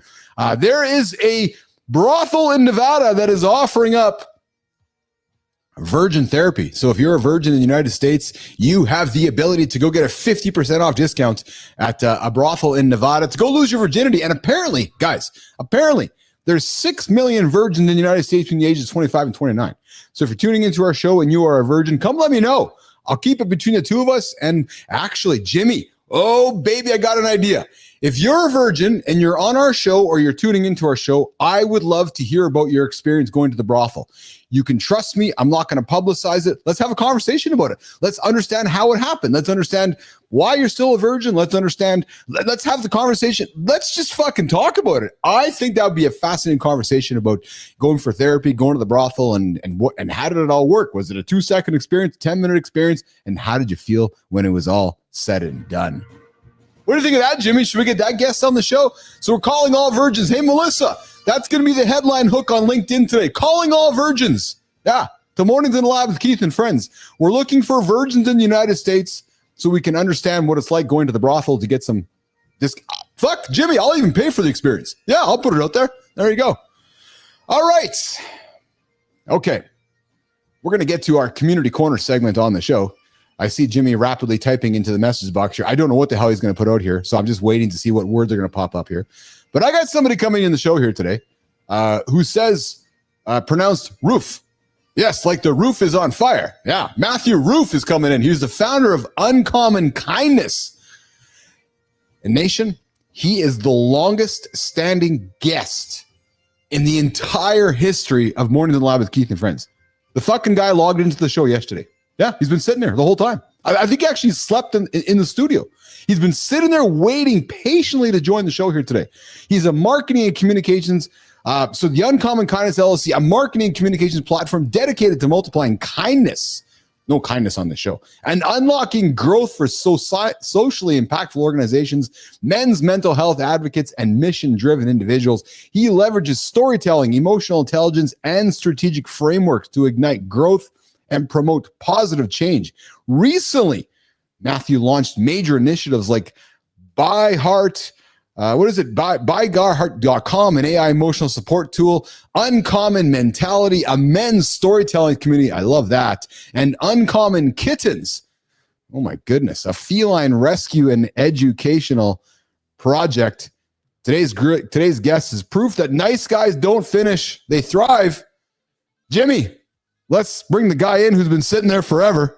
Our new friend, Matthew. Tell me how to pronounce your last name. Matthew Roof, like roof is on fire. There it is. What's shaking, Matthew Roof? How are you, brother? Welcome to the show today, pal. It's awesome. It's been great. It's been great sitting here watching you guys, listening all day yesterday too, getting a feel for the vibe of the show. I got a lot of thoughts about what you guys talked about today. A lot of thoughts. Let's talk about exposure therapy real quick. I had a chance last month to meet with one of the top FBI experts in domestic terrorism. Do you know what one of the top indicators of potential domestic terrorist is? I do not. Tell me. It's being an incel. Incel, which means involuntary celibate. People who are involuntarily celibate, men who are involuntarily celibate, meaning they ain't getting it on, are more likely to commit a domestic violence incident than others who are not. Really? Yeah. So you talk about therapy in Vegas for people getting it on. Yeah. It's going to help us reduce domestic terrorism. So hold on, let's hang there for a second. So what you're saying is that somebody's not getting it on. They're all bunged up in their head. They're all this emotion. They got to get this out somehow. And, exactly. And unfortunately, how they're getting it out is in violence. Violence. It's leading to violence. No kidding. Yep. This guy was a domestic terrorist profiler. He profiled a bunch of people. The biggest one was the one that was recently happened to a bunch of college students. I forget if it was in Idaho or Utah. Yeah. I went in and killed a couple people. That was his big thing. Guy was all pent up from not getting it on. Dude. So Matthew Ruff. So we celebrated Matthew in Community Corner here a couple weeks back, and very, very fortunate and privileged to have Matthew join the show today, like we always love to do. We like to celebrate somebody, invite them on the show so they can pay it forward. So we do have a creator spotlight that Matthew's going to shine light on here in a few moments. But let's spend a few moments getting to know Matthew. So Matthew, where are you joining us from today, first of all? Absolutely. I'm from Binghamton, New York. For those of you guys who don't know it, we're upstate New York. We're the home of the minor league hockey champions, Binghamton Black Bears of the future Professional Hockey League. Yes. We are also the home of the New York Mets Double-A, Binghamton Rumble Ponies. Nice. And we're probably most well known as the birthplace of Twilight Zone creator Rod Sterling. So we know about the stuff. Look at you. And I believe you may be just a little bit of a smidgen of a New York Rangers fan. I'm a gigantic New York Ranger fan. And little bummed out this year, but we're going to get it back. You talked about being down a little bit on your team. Being the President's Trophy winner is a tough act to follow. Not a lot of President Trophy winners win the Stanley Cup. The Rangers went out last year in the Eastern Conference Finals. It's a tough road, man. People got your number. They're looking for you. So Dude, I gotta be honest. Jets, bro. I gotta be honest with you, brother. When I lost my Jets for a number of years, I leaned into some teams, and the Rangers were one of them. I would say that I would say that for a few teams out there, that the Rangers are kind of an adopted team of mine that I cheer for. I was really pleased to wake up to the news this morning that maybe Mike Sullivan might be moving over to the Rangers, and that's first. Yeah. First thing I said as soon as the Pittsburgh dropped him, I said, "How long till Drury signs him?" Yeah, bingo, right? Exactly. But hey, let's spend some time getting to know you a little bit, brother. So tell us a little about the business that you're in and so forth. And you know, I dropped a few things here. You have uncommon kindness. We have something. Big Heart. It's BYG, but it's bigheart.com. Big Heart. Okay, good. Thank you. So talk about Big Heart, uncommon kindness, uncommon mentality, uncommon kittens. Take a few minutes here, Matt. Yeah. Absolutely. Thanks, Keith. Yeah. So I started Uncommon Kindness LLC as a way to lift people up. I spent 30 years in the corporate world, mostly in healthcare and hospital business. Yeah. Burnt out on the corporate world, man. And, you know, I found through a number of different approaches, looking inside of myself, going into therapy myself, that kind of thing, that I wasn't meeting my purpose in life. So I founded Uncommon Kindness with the mission of multiplying kindness and unlocking growth for people, good people doing good work. We're a marketing community and communications agency focused on social impact, men's mental health, which is a big piece of what I do, using storytelling to really set people up and help them grow. You know, that's what I'm all about. I'm just all about giving. You know, I used to think I was a humble guy, but really what I found was I was a humiliated guy. We talk about, you know, redemption and growth. I humiliated myself over and over again, thinking I was a humble guy. But by giving of myself, I have found I'm able to be humble, but not humiliated. Oh, dude, I gotta tell you, man. So this is a way of lifting myself up, lifting my family up, and pulling myself out of some stuff. You know, we all have stories. We all have things that happen to us in life impact. And this is my turnaround. This is my redemption. So I'm helping. You would have been relating to some of the conversation I was having with John and John and AJ around, you know, touch and how men see themselves and so forth, right? Absolutely. So I mean, big focus of my work right now is looking at what I call, you hear about it, the new masculinity, right? It's somewhere between alpha male and woke culture. It's the guy who can lead a team and crush goals and be powerful, but also be vulnerable, be humble, be able to express themselves emotionally, physically, intellectually, the complete package, the bro-naissance, as they call it. Well, so I'll tell you, I'm really glad you said that. I love when people judge a book by its cover, meaning this show. I love when people see John, big neck, big arms, big thick body. I love when they see Keith, this fucking loudmouth, obnoxious guy. I love when they see Marty, then who the fuck's that guy? They see AJ and it's judge. And then they're like, oh, they're talking about feelings? Oh, they're talking about leadership? Oh, they're talking about hugging? Oh, they're talking about erectile dysfunction? I want more of that, right? Because I love it, because there's this perception and then we talk. It's like, oh, yeah, right. This is a modern men's show, right? Representing the next generation of men. I got a young son, and I want my son to grow up knowing that he can cry, he can lead, he can fall, he can get up, right? There's no judgment. And that's the kind of world that I want my son to grow up in, right? That's the whole purpose of the show. There's no doubt about it. The middle-aged white men right now are getting a bad rap. There's some real pricks out there in the world that are just dominating the news cycle and dominating the world, but not all men who sit atop that traditional power structure, including myself, white, middle, upper class, educated, home-owning, heterosexual. We're not all seeking to exploit the world. We're here to help and uplift people. So then I hope from an outsider, and I'm not looking for platitudes, I'm just looking for out of curiosity, I hope as an outsider, you can see the type of show and the type of change we're trying to make here with our conversation. Can you? Absolutely. I absolutely can. And that's what drew me to it. Awesome. Watching it. I've since I was turned on to it. I appreciate being highlighted. And I've been listening to pretty much every day. As a matter of fact, I've made it part of my habit stacking that you guys talk about, right? That's part of my morning routine is I log into bigheart.com, which I'll talk a little bit more about. And I listen to your show yesterday. I was listening to your show while I'm doing other stuff, right? Just so chiming in. And this is what we're doing. We are pulling the world up one man at a time. Yes. And, you got a fan in the show. I love the sense of humor. There's no way I'm ever going to follow Johnny's story about grabbing his dick, taking a leak or whatever. That's going to be a tough one to follow for sure. But I hope I can hit the nail on the head somewhere with somebody. Matthew, you're awesome, man. I'm so grateful. I appreciate that. Hey, listen. So obviously we celebrated you a couple weeks ago. We go and shine the light on you in our community corner. I got to tell you. Did you realize, you probably know this, but maybe you didn't, because sometimes we just kind of gloss over things. Did you realize your LinkedIn profile mentions kindness exactly 17 times? It did not. And it's clear to me that kindness isn't just a mission. I love what I'm going to say next. It's a mantra to you. Like it is part of, it's like, is your middle name kindness? And I love that too, because to me, you lead with love and kindness is a superpower that people don't understand. Right.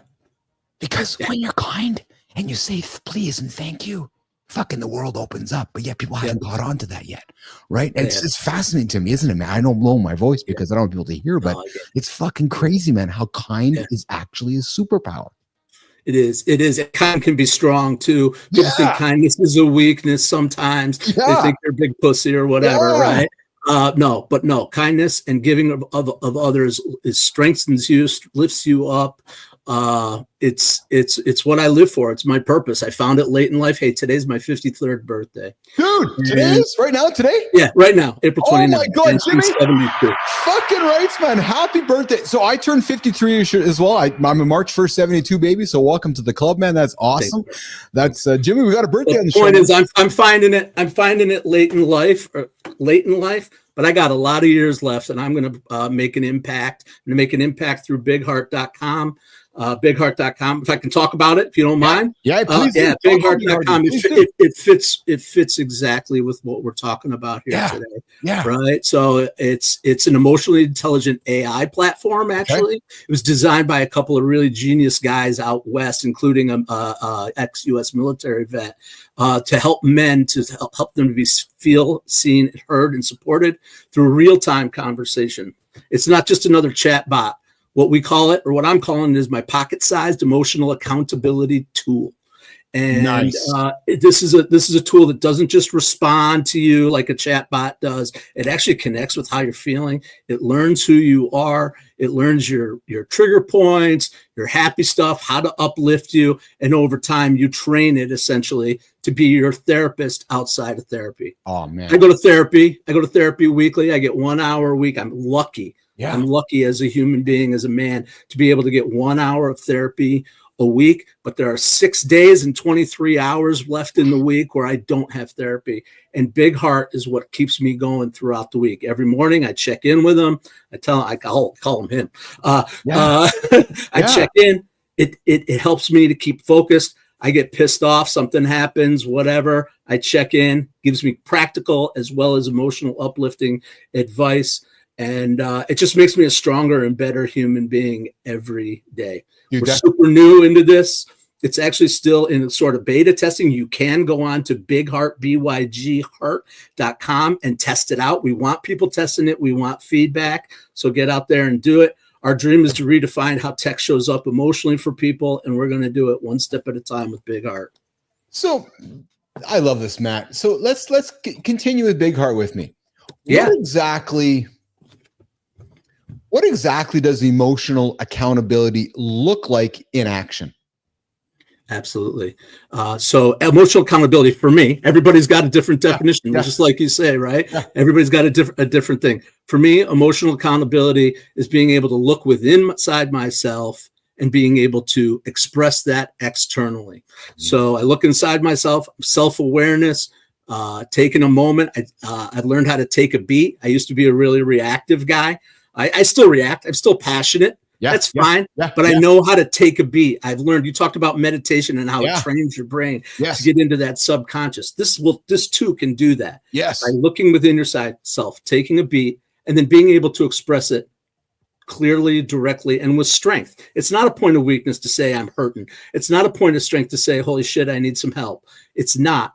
What is a point of weakness is holding it in, not expressing. So for me, it's about an inward reflection and an outward expression. It's impressive. It's one thing this show has done for me, and spending time with John and Marty and many of my guests is Matt. I have my daily constant reminder of responding instead of reacting.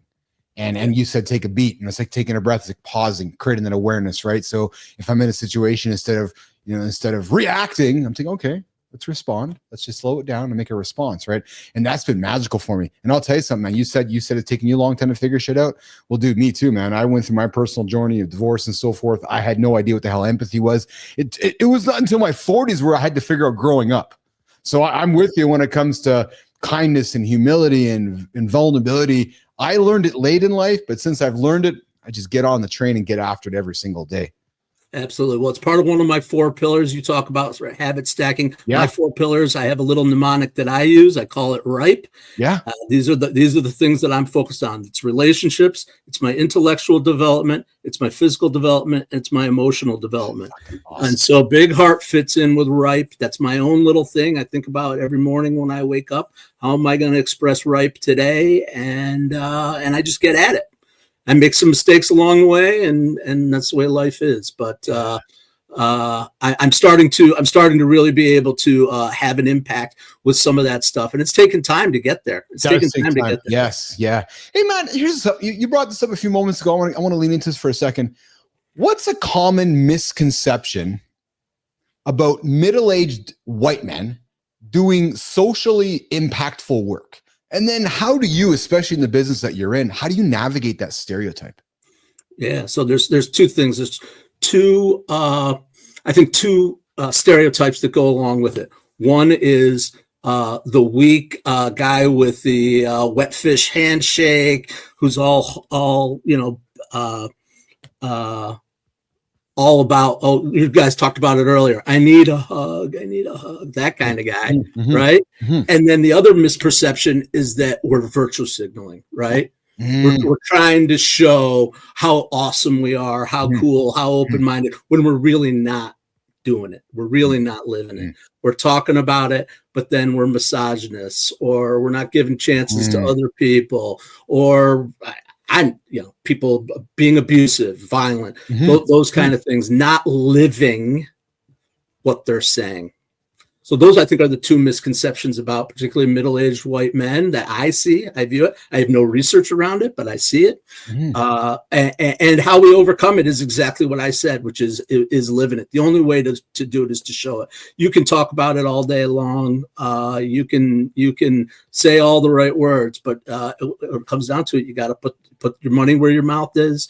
Put your time where your mouth is. Time is money. So you might not have a lot of money like myself, but what you got is you got your time and you got your energy, and that's what shows. Yeah. And it's going to turn the world. It's conversations like what we're having right now. It's conversations with your buddies on the golf course. Yeah. Whatever the case may be, one conversation at a time, one act at a time. That's going to change that.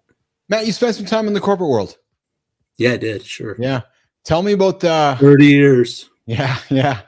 Tell me, audience, because men out there right now are thinking about what I'm going to ask you next. Tell me about that moment that you knew that wasn't for you. Corporate life was misaligned with what you were truly passionate about. And then what finally tipped the scales for you, Matt? Yeah, absolutely.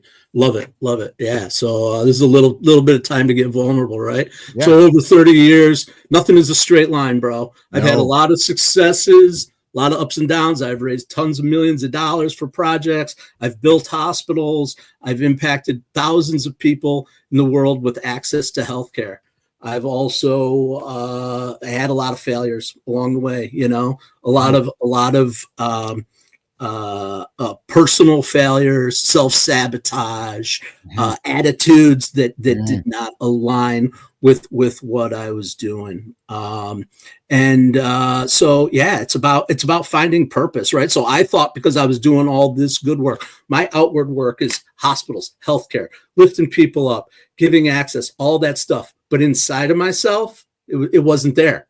It wasn't there. And that came out in other ways. It came out in overuse of substances. It came out in using food. It came out in being a prick to my family when I got home from work. All those things that's got to come out when you're not living your true identity and your true purpose. Now, thanks for sharing that. So, yeah. Vulnerability. Yeah. Yeah. So I had a couple of moments that turned it around for me. One moment is my favorite moment is we're cleaning out my parents' house. My dad died back in 2017, but helping my mom kind of trim down around the house.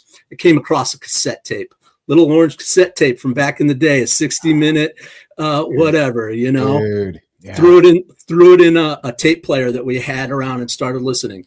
And this tape was myself recording my own voice. I remember as soon as I turned it on, I remember doing this, sitting in my parents' basement recording. And what was I recording? I was making up parody commercials, parody ads, and it was all about shit and farting, right? Because I was 10 years old, and that's what you talk about, right? Right? Beans are good for your heart. Yeah. All these things.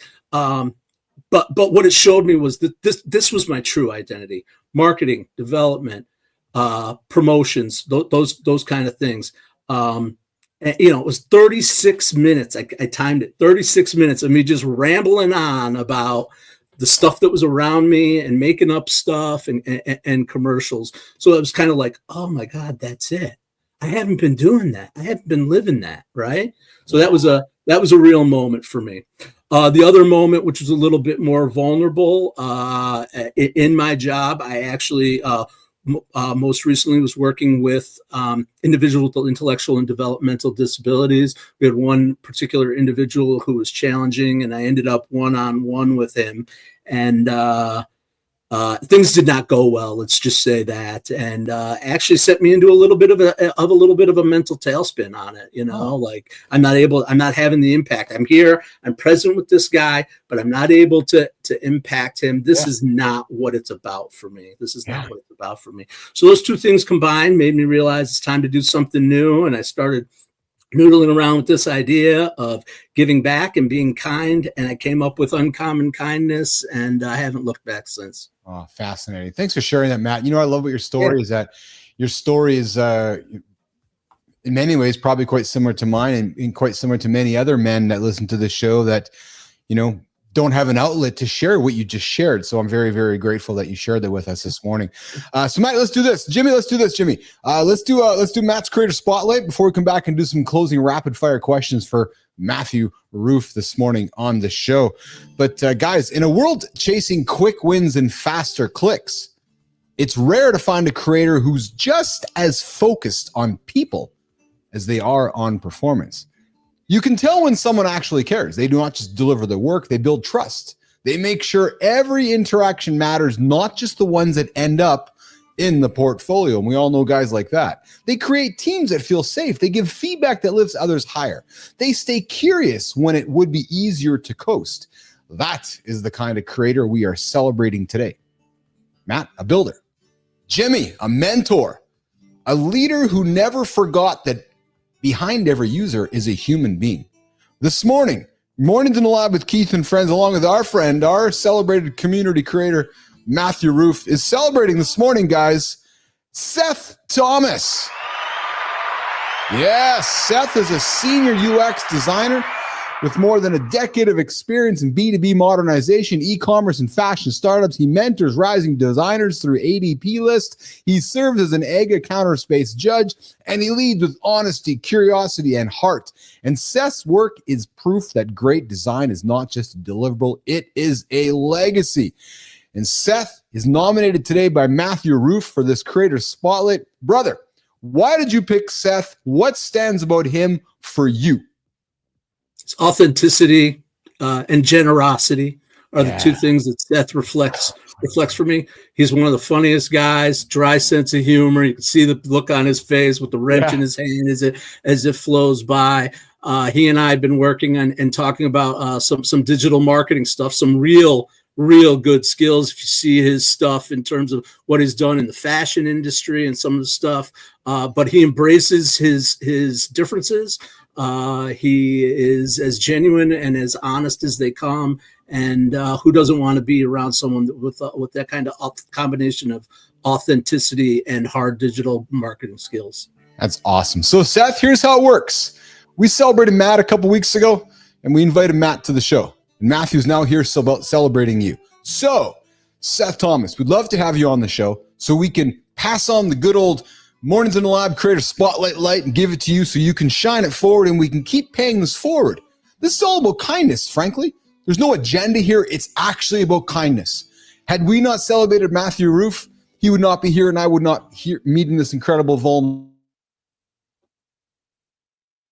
Achieve big goals, and we do that through community, through interaction, and through features like this. So Seth, would love to have you on the show and continue paying it forward as part of our Community Corner Creator Spotlight. And we're going to keep it going here, Matthew, while I have you here if I can. We have somebody, we like to do this on the Substack side of things as well. And are you on Substack, Matthew, by any chance? I do have a Substack. I just started it. It's the other one thing that I was going to talk about, Uncommon Mentality, capital MEN. Yeah. I got my newsletter I'm working on in the background, but what I really want to do is do exactly what you just did, which is use that platform to tell people's story, to amplify and normalize the stories of people to help others learn and grow, right? So we've all lived common experiences, but everyone has lived it a little uncommonly. And that's what I want to do, use Uncommon Mentality for. It's in early development. I'd love for people, if they hear this and they want to reach out, tell me their story, and are open to me writing about it, I'm in. Oh, I love it. I love it. Well, we're going to pivot our discussion to the Substack platform for our next Creator Spotlight. And Matthew, the world is changing faster than ever. No shit. Climate crisis, demographic shifts. I'm here in Canada with a brand new government today. Technological breakthroughs, cultural battles. Most people see the chaos. And what they do is they try to keep up. Like, I got to keep up, got to keep up, got to keep up. Well, listen, a few people see the patterns underneath it all. They do not just report the news. They read the future. No, you're not talking about me. We're talking about somebody else. And they help the rest of us stay ready for what is coming next. Oh, baby. Today, we're spotlighting one of those people, a strategist, a researcher, a guide for the next chapter of work, culture, and leadership. This morning, Mornings in the Lab with Keith and friends, along with our guest this morning, Matthew Roof, is excited to introduce all of you to Bradley Sherman. Matthew, Bradley is the founder of Human Change, the co-founder of New Rules Media, the author of The Super Age with HarperCollins, and the host of the Population Next podcast.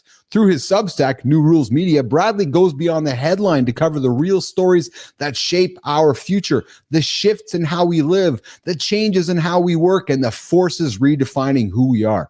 Bradley's work is not just about chasing headlines.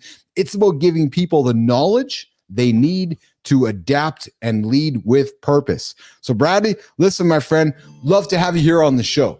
Just like we do with our Creator Spotlight here. We're celebrating you here today, and here's how it works. Love to have you on our show so we can take the Creator Spotlight, hand it over to you to celebrate somebody in your world, because I know there's somebody in your world, Bradley, who you'd love to celebrate. So come join Mornings in the Lab with Keith and friends so we can invite you to Community Corner and celebrate somebody in your orbit for our next Community Corner Creator Spotlights. All right. Keith and Matthew wrapping it up here today. Matthew, Grateful Dead song you'd play on repeat. Help on the way. Whoa. Without loving the dream, it'll never come true. That's my theme. There you go. Trivia category you secretly dread. Geography. They put up a map. They put up a flag. No clue. Too funny, man. One thing every man should do to improve his mental health. Focus on their emotional health every day. Focus on how you're feeling inside and express it externally. Love it, man. Weirdest thing your cats have taught you. Weirdest thing my cats have taught me? Yeah. Oh, Jesus. Yeah, exactly. Exactly. If you beg for food long enough, someone will give it to you. Oh. And then finally, what's the funniest thing about being the self-proclaimed king of cat dads? The funniest thing? Yeah.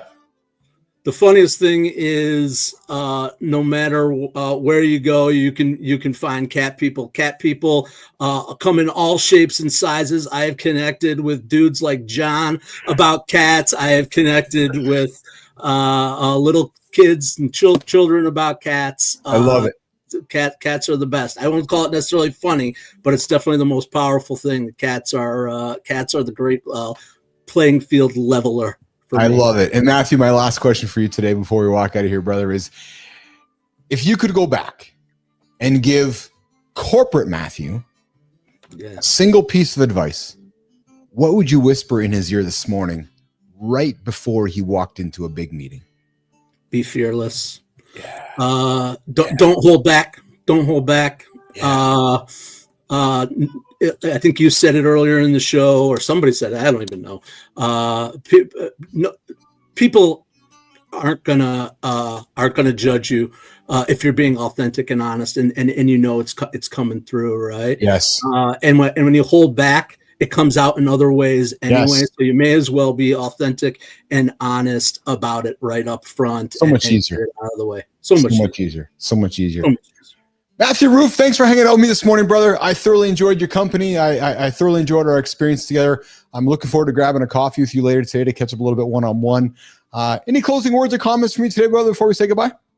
Absolutely nothing except thank you, and keep doing what you're doing. There's no doubt about it. I'm going to be telling people about Mornings in the Lab. Appreciate it. And good luck to the Jets. Yes, brother, appreciate that. Hey, final plug for you. Where can folks connect with Matthew Roof? Absolutely. My primary place is LinkedIn. Obviously, find me at my name, Matthew Roof. But like I said, I'm out there on Substack. I'm going to be doing Uncommon Mentality. I'm on all the social platforms, and I'm working on a website. So find me at Linked. That's the primary place. Beautiful, beautiful, beautiful, beautiful. Well, Matthew, I appreciate you, man. I appreciate celebrating you. I appreciate getting to know you, and I'm looking forward to staying connected with you on the platform and chatting with you later today, okay? Absolutely pleasure, Keith. Thanks. All right, brother. Take care, pal. All right, Jimmy, we're going to walk Matthew out of here, and we're going to wrap up the show. Jimmy, I promised you would be here for 2 hours today. Yeah, did I? No, I don't think I promised 2 hours here today, Jimmy. All right, we're getting after it. The Mornings in the Lab show, the new 2 hour moving to 3 hour experience, probably pretty damn soon. I can just sense it. And then, yes, moving to a 4 hour experience. Before you know it, Mornings in the Lab, 24 hours a day, joining you guys from all around the planet, every time zone. But for today, I'm your host, and Keith Bilous, on behalf of John Anderson, my brother from another mother, my good brother from another mother, C. Marty Fit, Christopher Martin, producer Jimmy, producer Melissa. Who else, Jimmy? Who else are we celebrating here today? Good Time was in today. Rick Clody was in today. Vess was in today. All my friends on X today. I appreciate all of you guys for hanging out with us this morning. Adam Holroyd was here as well. What else we got here, Jimmy? We got a bunch of people. We're going to get after it. We'll see you guys tomorrow, 8 o'clock, right here. LinkedIn, YouTube, and X. I got a bunch of post-production. I got a meeting come up in an hour, Jimmy. Got to get it done. Guys, we'll see you tomorrow. Less than 24. X, YouTube, and LinkedIn. We're getting out of here. See you guys.